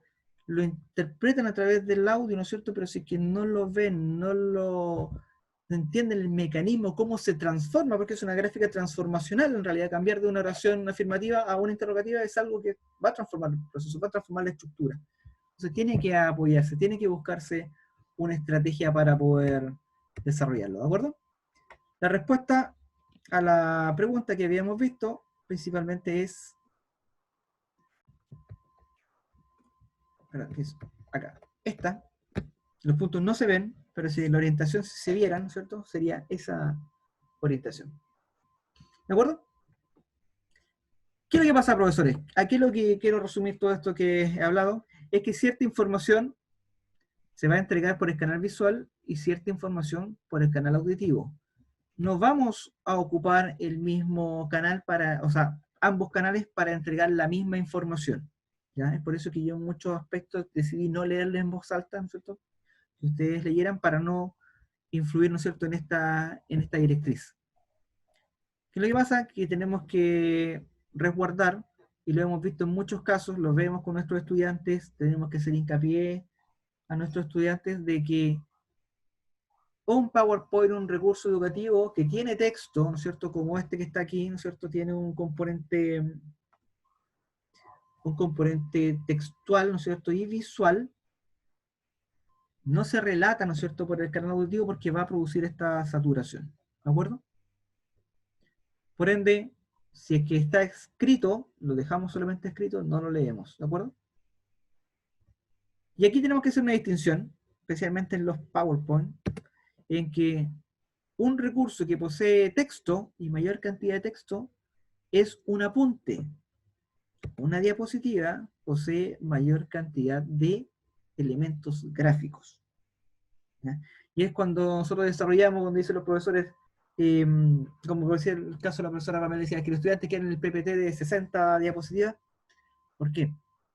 Porque tenemos que hacer esta distinción. Nosotros le damos vida a la diapositiva, por lo que nosotros relatamos sobre la base de esta diapositiva. Si yo le mandara solamente este PPT a ustedes, probablemente podrían entenderlo, pero les resultaría complejo. Porque todo ese valor que yo voy entregando es lo que voy haciendo y dando por el otro canal, por el auditivo, por el relato. ¿Bueno? Cuando yo tengo una gráfica, ¿no es cierto?, y tengo que explicarla con texto, en realidad está mal desarrollada. Ya sea una ilustración, ya sea algo que tengo que apoyarlo con mucho texto para que tenga una explicación o sentido, está mal realizada y en realidad no es una buena estrategia. Sino que lo que debo hacer principalmente es tomar esta gráfica, ¿no es cierto?, y explicarla, como lo estoy diciendo, a través del canal auditivo. Y esto lo puedo hacer a través de presentación o lo puedo hacer a través de recursos audiovisuales, que es lo que vamos a tomar hoy día. ¿De acuerdo? ¿Qué elementos son importantes dentro de este soporte de la memoria? Tiene que ver con los elementos distractores. Y en esta diapositiva yo tengo elementos distractores. ¿Cuáles creen ustedes, y por favor tomen el micrófono, cuáles creen ustedes que son los elementos distractores que tengo aquí en pantalla? El logo de la universidad. El logo de la universidad, perfecto. ¿Algún otro?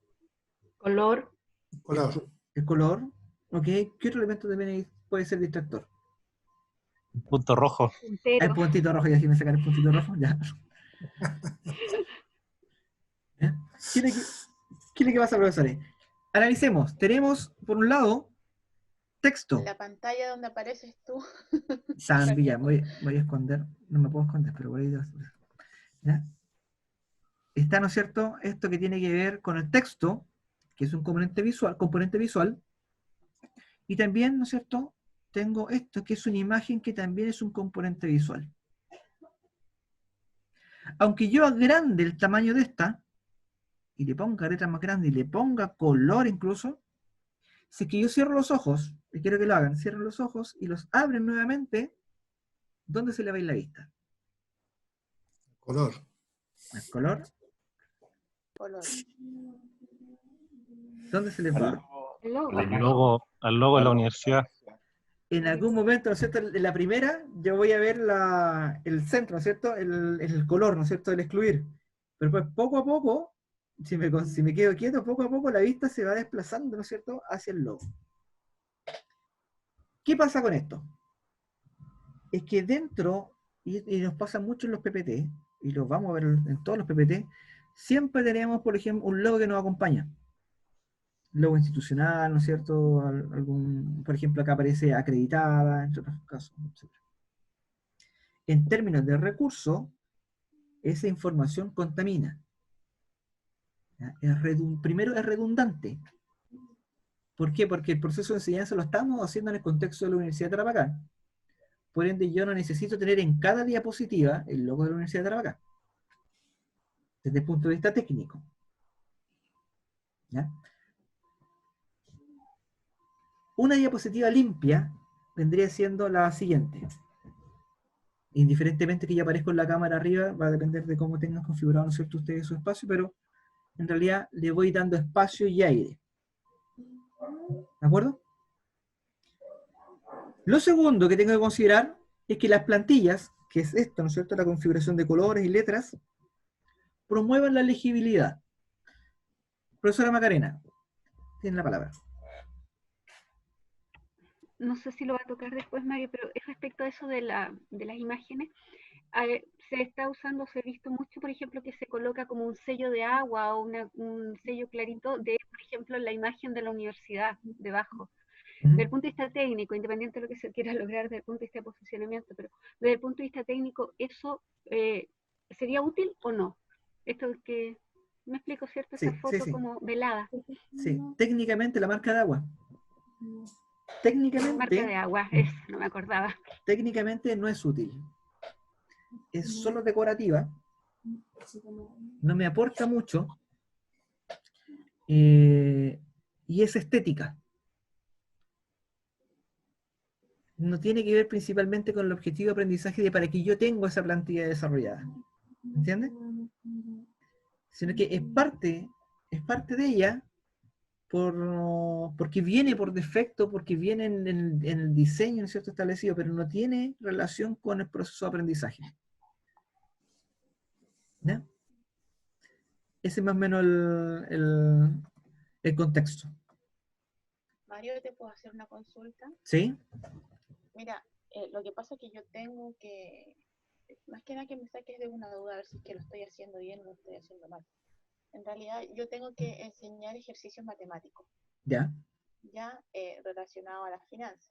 Entonces, ¿qué pasa? Que muchas veces tengo que poner, no sé si lo estoy haciendo bien, porque en realidad pongo tengo que desarrollar el ejercicio y utilizo el Word, ¿cierto? Para utilizar, para desarrollar el ejercicio, ¿cierto? He pensado hacerlo en PowerPoint, pues, pero tengo que ahí es mucho más tiempo, porque no podría poner todo el ejercicio en una pura imagen, ¿cierto? Sino que tendría que ir haciéndolo de a poco, y eso me conlleva un poco más de tiempo. Mi consulta es, de acuerdo a tu experiencia, por ejemplo, un ejercicio matemático, ¿cómo sería bueno explicarlo? Paso a paso. Le voy a poner un caso que está apareciendo en las lecturas que tengo. Nosotros aprendimos matemática de una forma más tradicional, de acuerdo a la edad que tenemos nosotros. Bueno, más o menos estamos hablando del siglo pasado. A nosotros nos mandaban una guía de ejercicios matemáticos para la casa, que iban incrementándose en complejidad, ¿cierto?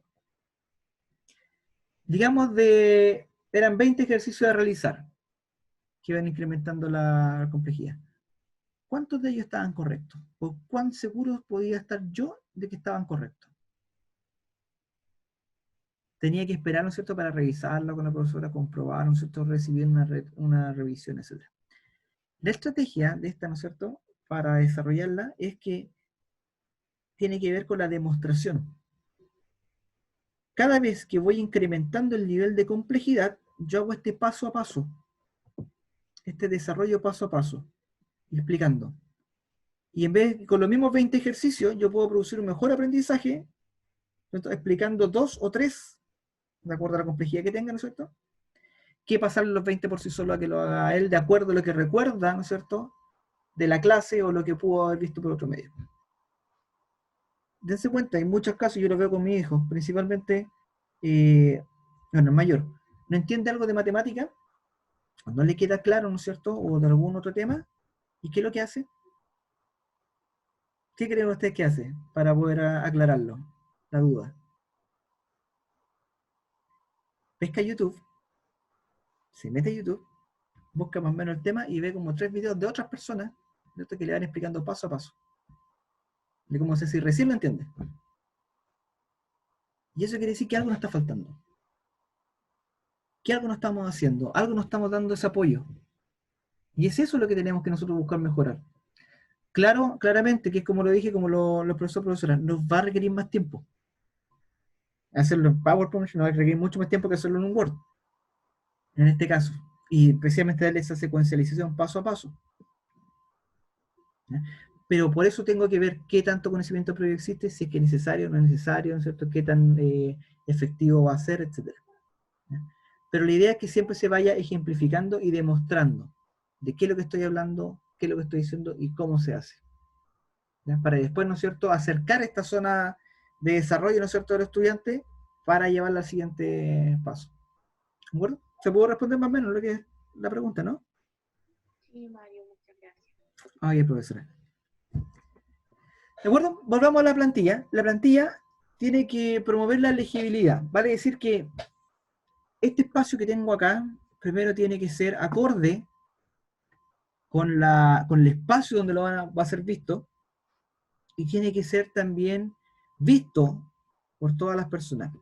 ¿Ya? Ahora que estamos en el contexto de educación remota, los recursos no todos los estudiantes los ven de un computador, sino que muchos lo ven de un dispositivo móvil. Y si es que la letra en sí es chica, yo voy a generar, ¿no es cierto?, estos problemas, o a los estudiantes que tienen problemas visuales, ¿no es cierto?, se les va a generar, va a ser el recurso más inaccesible de lo que puede ser, ¿no?, o más ilegible. En términos de colores, esto se puede considerar de la siguiente manera. Si yo tengo un espacio, voy a hacer una clase en el día, yo utilizo un fondo, ¿no es cierto?, que sea claro.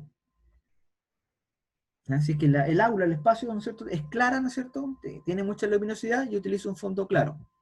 ¿Ya? Acá estoy utilizando un fondo claro en el sentido de que estamos de día y a muchos, ¿no es cierto?, les puede reflejar la luz en la pantalla. Que si yo le pongo un fondo oscuro, no van a ver nada. ¿Ya?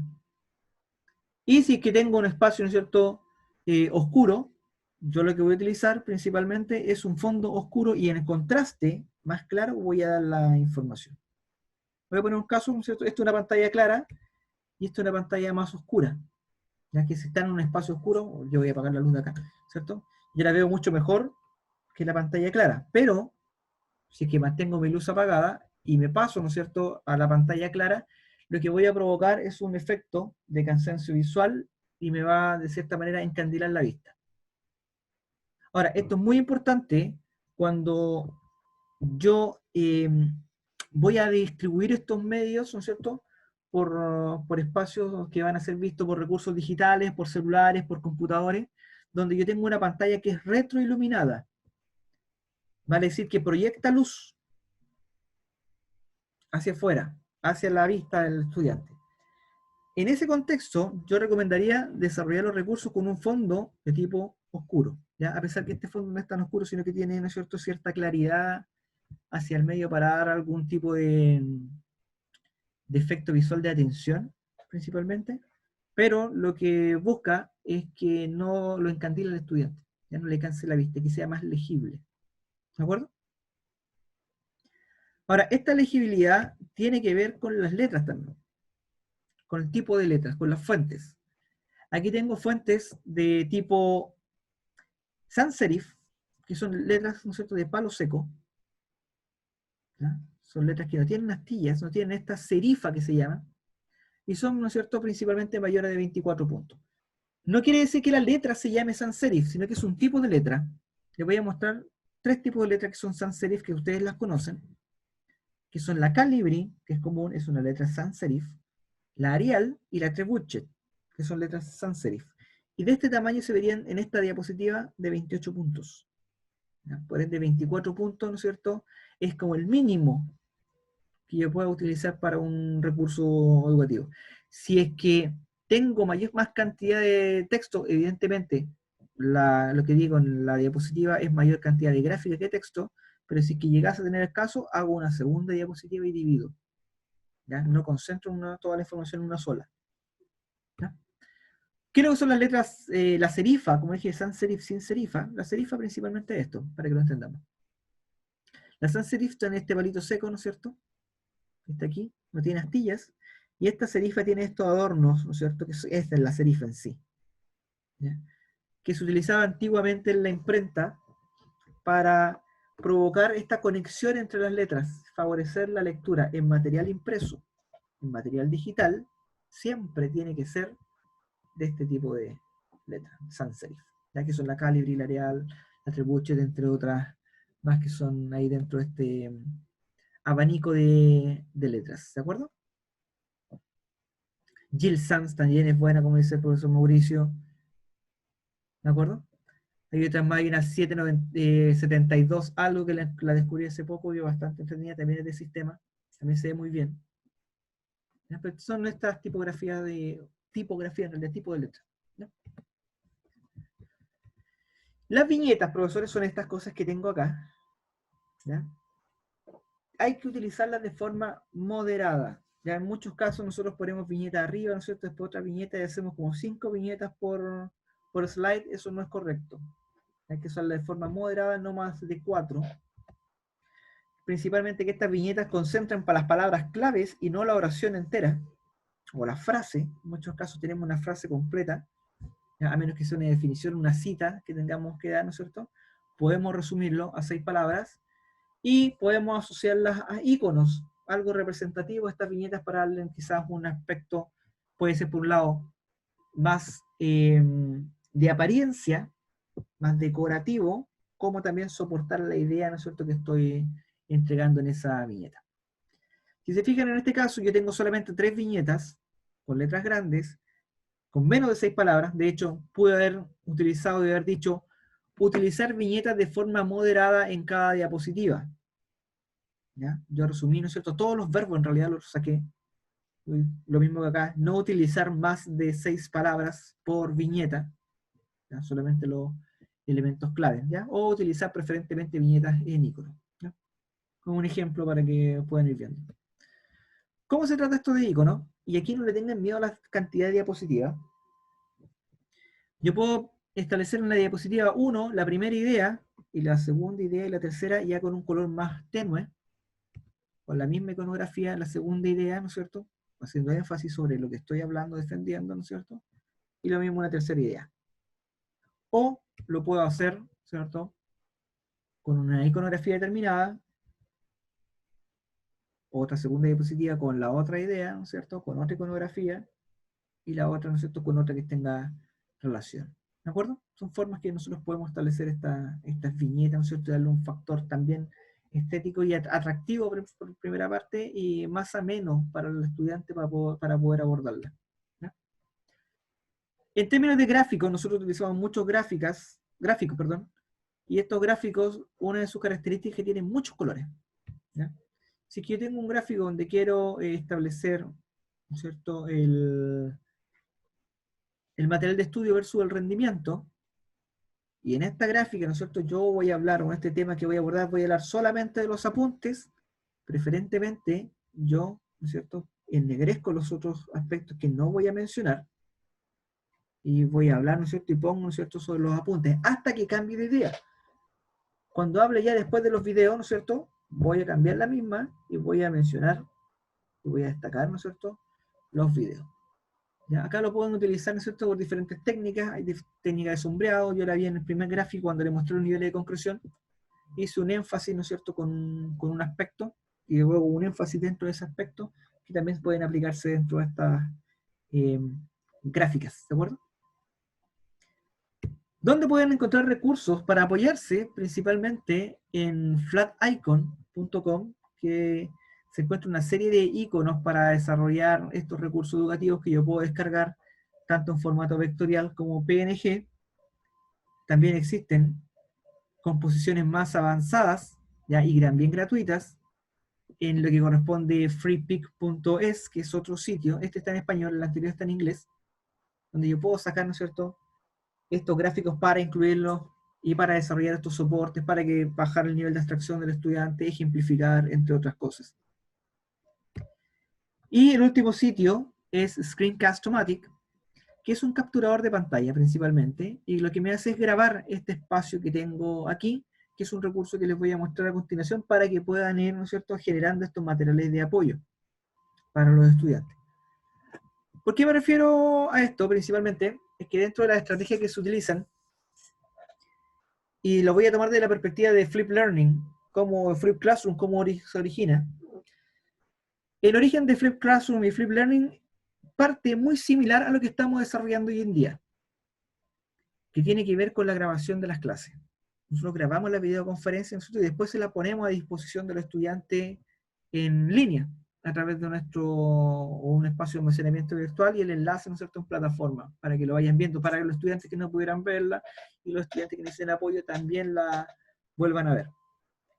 ¿Qué es lo que pasa, profesores? Que el video, digamos, una razón de 1 hora y media durante una clase, aunque hemos visto, ¿no es cierto?, que hay que disminuir los tiempos, pero para el estudiante encontrar la resolución de una duda que tenga, tiene que primero visitar un video de 1 hora y media y encontrar el minuto donde yo aclaré algo y donde yo dije alguna cosa al respecto, como apoyo. ¿Ya? ¿Qué es lo que tengo que hacer?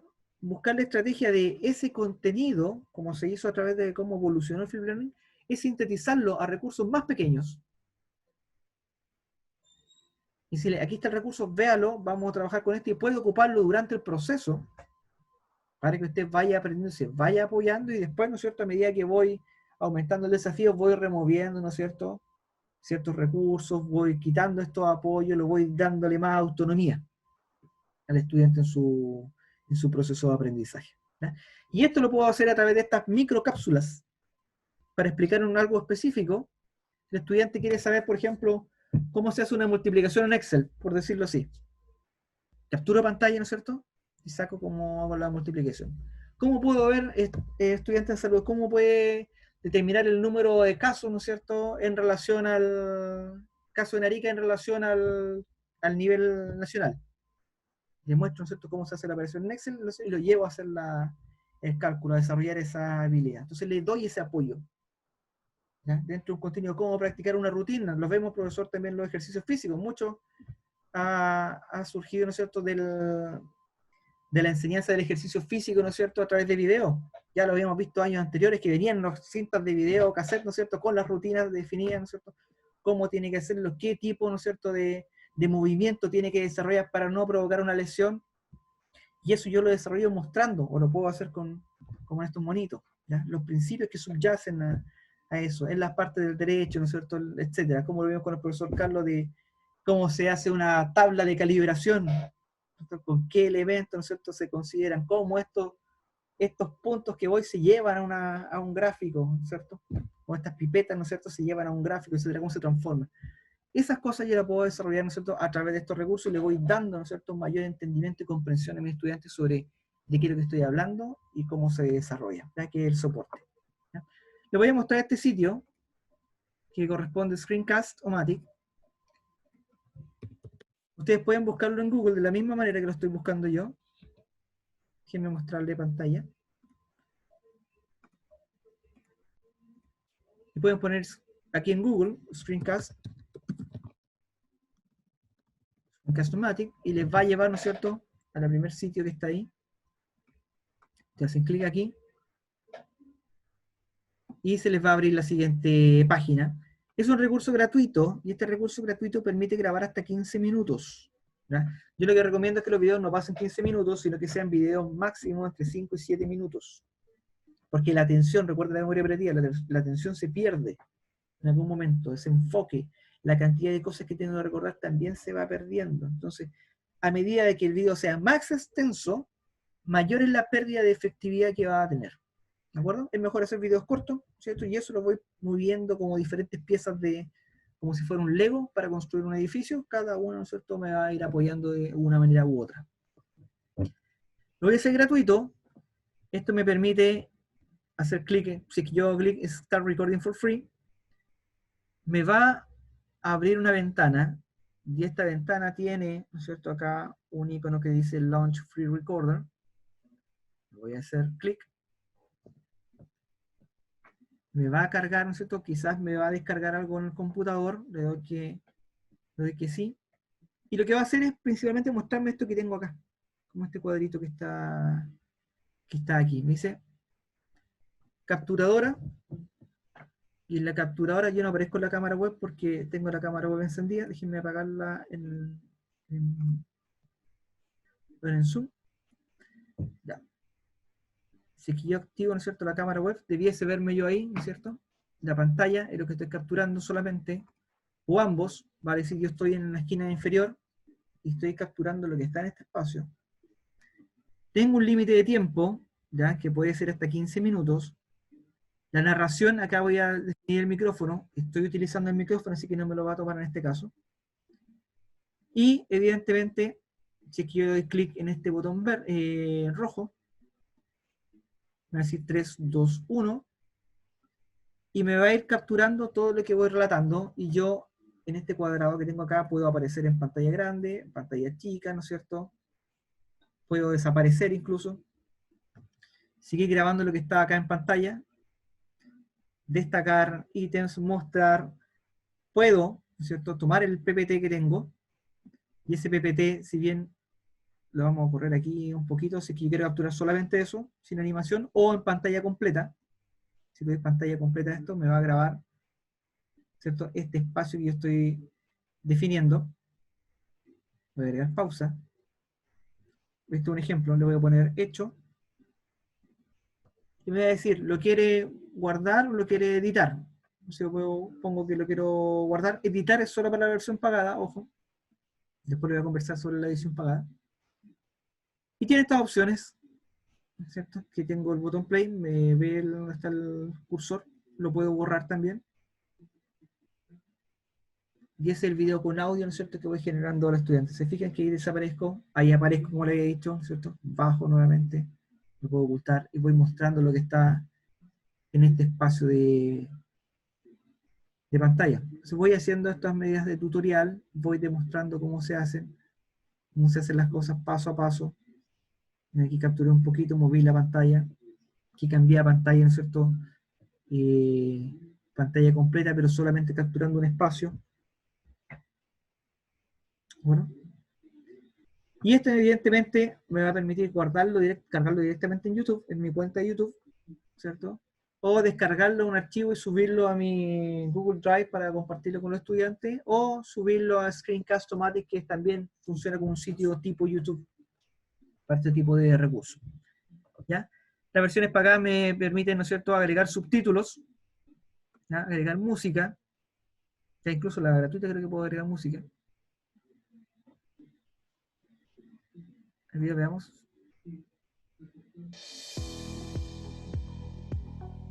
¿De acuerdo? Va con una música de fondo. Mario, Dígame. me quedé en... Hay dos opciones, Launch Free Y el otro es el que dice el recorte. ¿Cuál de los dos es el rojo o el verde? El rojo, el Launch Free Recorder. Y ahí abre todo lo que tú estás diciendo. Exacto. Ya, acá, ¿De acuerdo? gracias. Entonces tengo otras opciones, solo Pro, ¿no es cierto? Incluso podría descargar, llevarlo directamente a Google Drive. ¿Ya? Pero son las versiones Pro. ¿Ya? La ventaja de los Pro es que tiene un editor y yo puedo cortar segmentos. ¿Ya? Puedo sacar elementos, puedo grabar la música del computador y generar un recurso educativo. ¿Ya? Entonces es bastante útil. Si quiero, profesores, capturar la pantalla completa, ¿ya? Como en este caso, déjenme pasar a Screencast-O-Matic todavía. Voy a salir de aquí.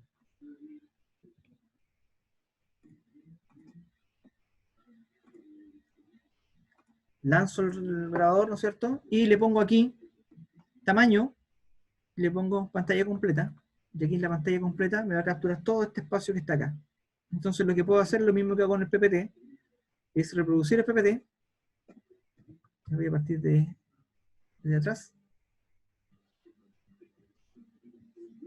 Y le pongo record, ¿no es cierto? Y me va a grabar todo este espacio de pantalla. ¿Ya? Y yo puedo ir reproduciendo lo que estoy grabando en la pantalla completa. Ahora, evidentemente, como estoy con Zoom también abajo, me va a aparecer el icono que tengo para compartir, y puedo ir presentando mis diapositivas, mis recursos, ejemplificando, mostrando, haciendo las típicas, señalando, haciendo las rayitas, ¿no es cierto? Más destacando algunos conceptos, cosas que tenga que rescatar, ¿no es cierto? Y así voy generando este recurso educativo, y cuando termine, pongo clic en pausa, ¿no es cierto? Y hago el clic en hecho, lo descargo, su comprensión es bastante buena, y me genera un recurso, de manera sencilla, gratuita.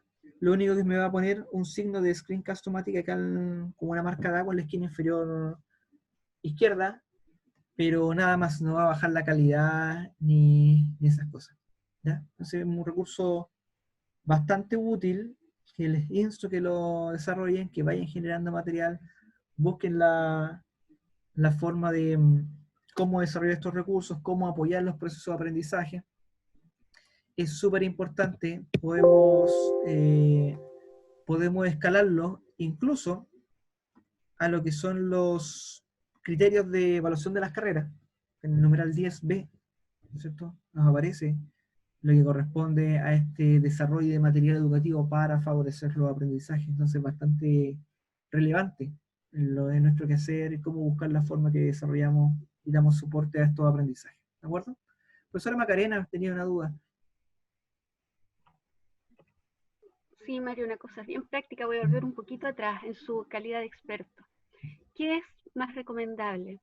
¿El duplicar o hacer varias veces diapositivas, como tú decías, para generar este efecto de atracción, menos contenido, o utilizar este sistema de animaciones que te da de repente la opción de PowerPoint?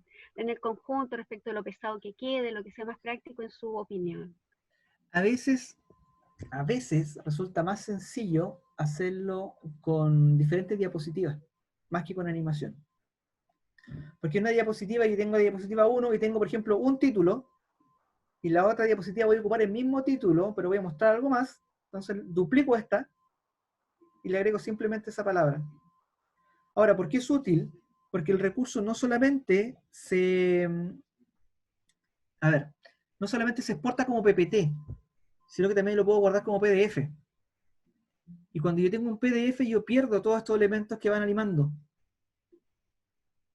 ¿Ya? Por ejemplo, yo aquí tengo, se los voy a mostrar aquí en la presentación,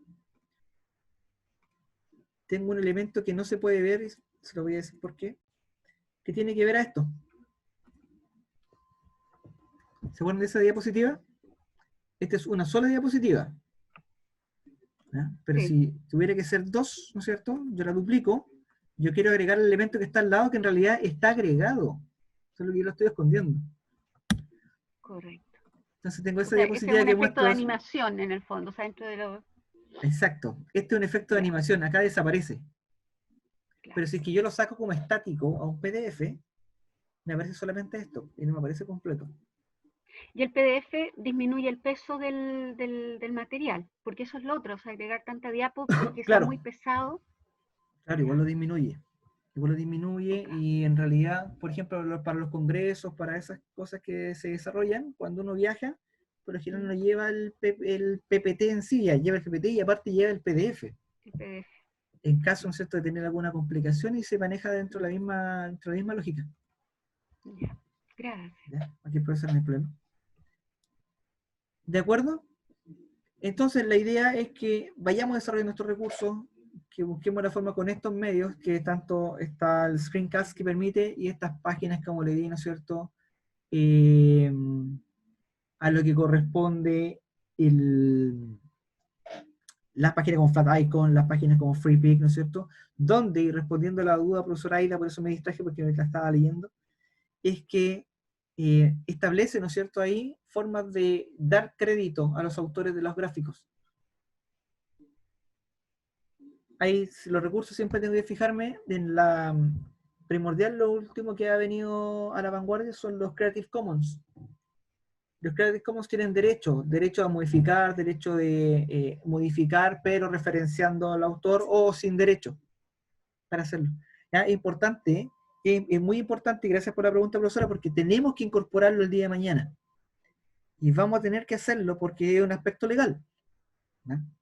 Lo que pasa es que todavía estamos recién en la aproximación de iniciar el desarrollo de material, ¿ya?, para lo cual debemos desarrollar esa competencia, y ahí, ¿no es cierto?, empezar a involucrar los aspectos, ¿no es cierto?, que vienen con el material, con lo legal, con la editorial, incluso, etc.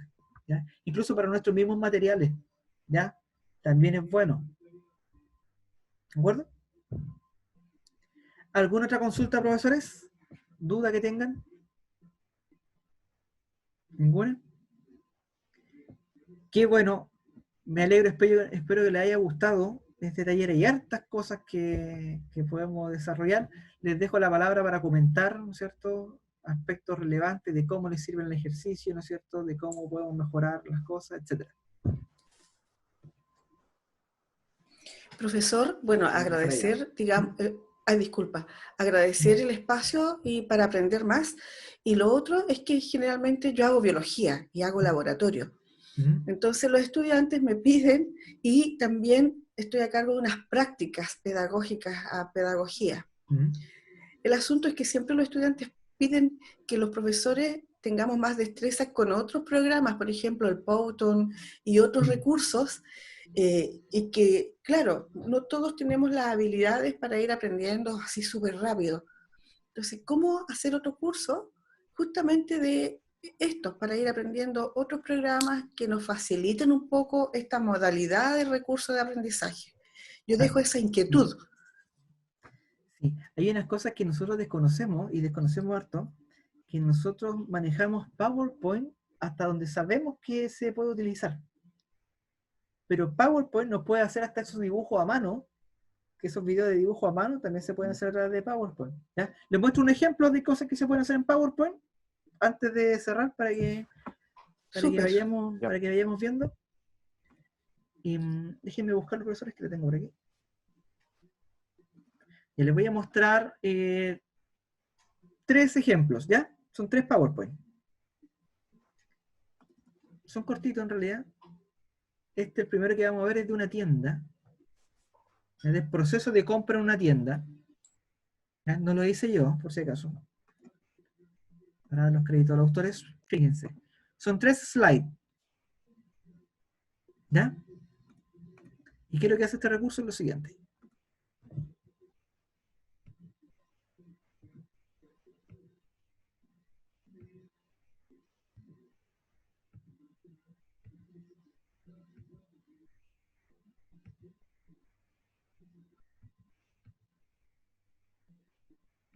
¿De acuerdo? En 3 slides yo puedo explicar un proceso en PowerPoint. ¿Ya? De acuerdo a lo que me está ejemplificando. ¿Ya? Veamos el otro ejemplo, de forma, ¿no es cierto?, de dar quizás también procesos, ¿no? Puede ser, interpretarse más como procedimientos, pero esta tiene más diapositivas. Si alcanzan a ver, vamos a ver una parte de la historia de Elon Musk. Son 6 diapositivas. Y esto se ve así. Entonces, yo puedo partir con esos efectos que son propios de otros software que se llaman Kinetic, ¿ya? Que permite animar, ¿no es cierto?, estas letras.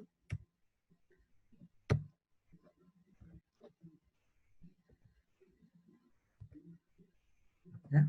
Pero esto no es lo interesante, sino que nosotros estamos acostumbrados al despliegue horizontal de cómo se plantea la diapositiva, sino que también puede ser vertical, de la siguiente forma.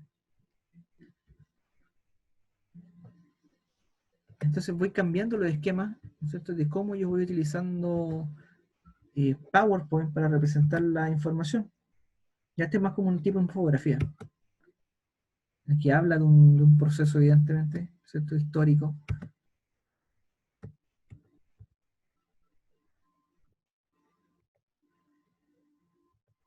¿De acuerdo?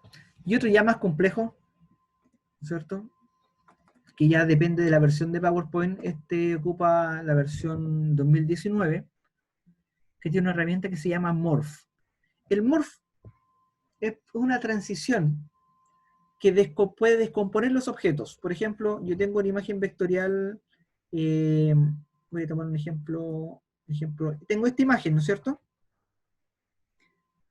Y luego en la siguiente diapositiva tengo esta otra imagen, que baja esto. Y se mueve esto de aquí.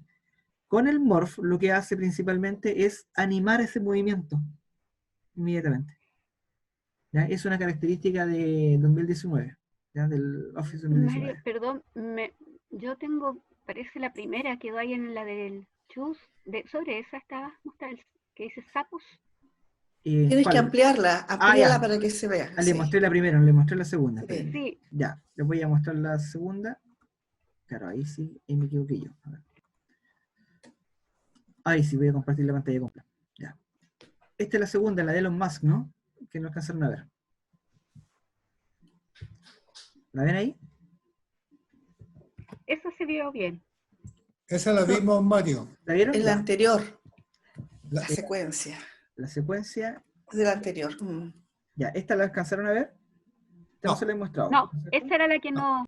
Ya, y yo le estaba diciendo que el Morph, ¿no es cierto?, se podía hacer animar esto, ¿no es cierto?, y hacer que la manilla baje, ¿ya? Pero tengo que, ¿no es cierto?, evidentemente separar los elementos, y lo que va a hacer esta transición es cambiar la forma para llegar de un estado a la otra. ¿Ya? Que es un elemento de, como les dije, un elemento de Office 2019, ¿ya? O de PowerPoint 2019. ¿Ya? Y esos elementos se concentran acá, en este que les voy a mostrar. ¿Ya? Dice Morph. Y esto se vería así. Un ejemplo.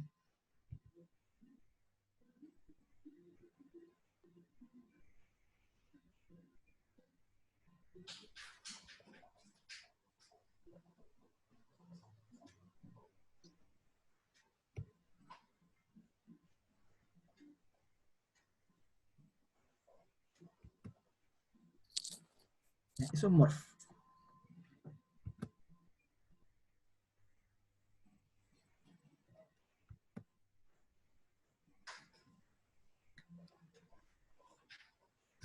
¿De acuerdo?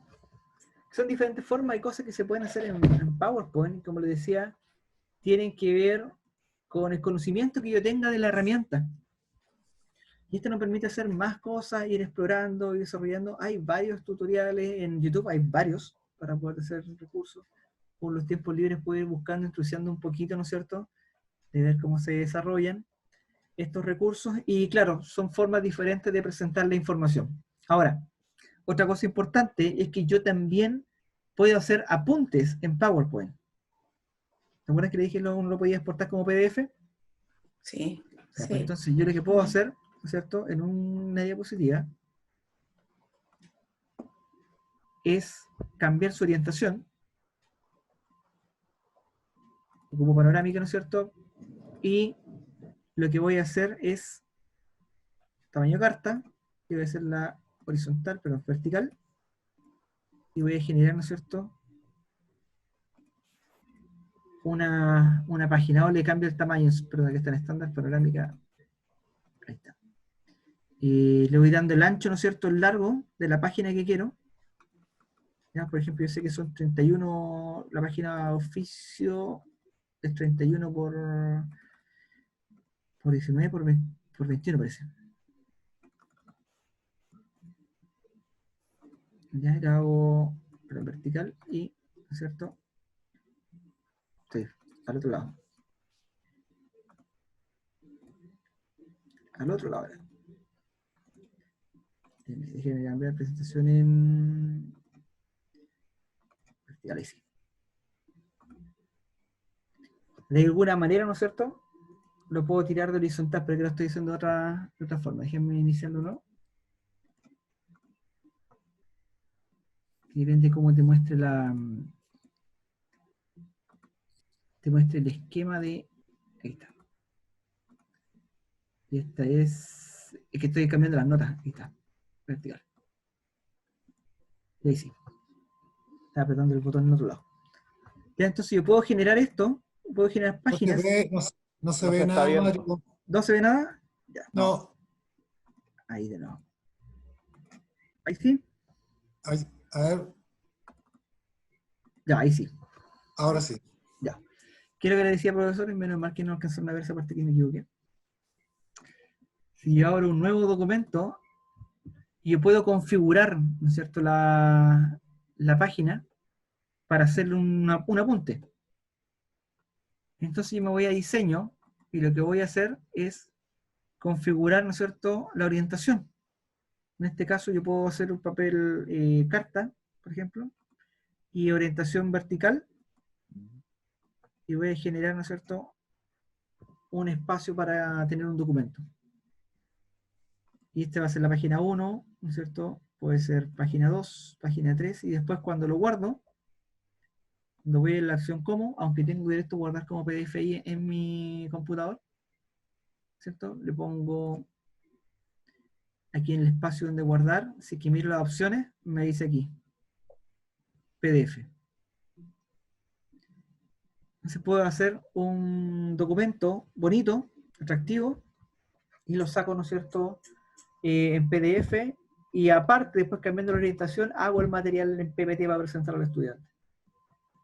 Se puede hacer dos cosas al mismo tiempo, con las mismas gráficas, con los mismos recursos, cambiando orientación, y en uno evidentemente agregando más texto, y el otro agregando elementos más visuales. Ya que son formas que podemos ocupar nosotros o aprovechar PowerPoint para desarrollar este tipo de recursos, y que ahora son tan necesarios en el contexto que estamos. Y bueno, y en realidad siempre han sido necesarios. ¿De acuerdo, profesores? Son ideas que pueden ir aplicando, ir desarrollando. Ya, yo les confieso, a mí no se me había ocurrido utilizar el PPT, el PowerPoint, como documento, como gestor de documentos, hasta hace un par de días que estaba trabajando con un colega en otra universidad, y empezamos a ver en PowerPoint a desarrollar el documento, y dije, uy, en realidad se podía hacer, pero no se me ocurrió. Lo utilizaba para posters, para los congresos, etcétera, pero faltaba esa conexión, esa chispita de decir, oye, también me sirve para hacer estos documentos, y en realidad es bastante útil. ¿Ya? Entonces, les dejo esa idea, ¿cierto? Inquietudes, ideas para que vayamos mejorando y desarrollando estos materiales. Y como ustedes saben, siempre he puesto cualquier consulta, cosas que requieran después profundizar, ¿no es cierto? Que veamos. Vamos a hacer un cambio en los ciclos a partir del mes de julio, de perfeccionamiento. Álvaro va a pasar para los días viernes, yo voy a pasar para los días lunes, para los profesores que no han podido asistir, ¿no es cierto?, a algunos talleres, y vamos a empezar a trabajar, y ya nos vamos a ir, ¿no es cierto?, a partir de mitad de julio, pensando y desarrollando algunos recursos interactivos que tengo ahí en agenda para que vean, y que son los elementos que están en eLearn, que quizá en algún momento cuando ingresan a actividad dice contenido interactivo arriba, ¿de qué se trata? Eso vamos a empezar a profundizarlo a partir de mitad de julio, ya hacia finales de julio, para que vayan interiorizándose y se despierte ese bichito, ¿no es cierto?, que es de hacer actividades, recursos y otras cosas más, siempre y cuando el tiempo y la salud nos acompañen. Nos acompañe, sí. Eso, profesores. Muchas gracias, profesor Mario. No hay problema, siempre abierto a las Muchas consultas. gracias, Mario. Que estén muy bien. Gracias. Nos vemos. Buen fin de semana a todos los colegas.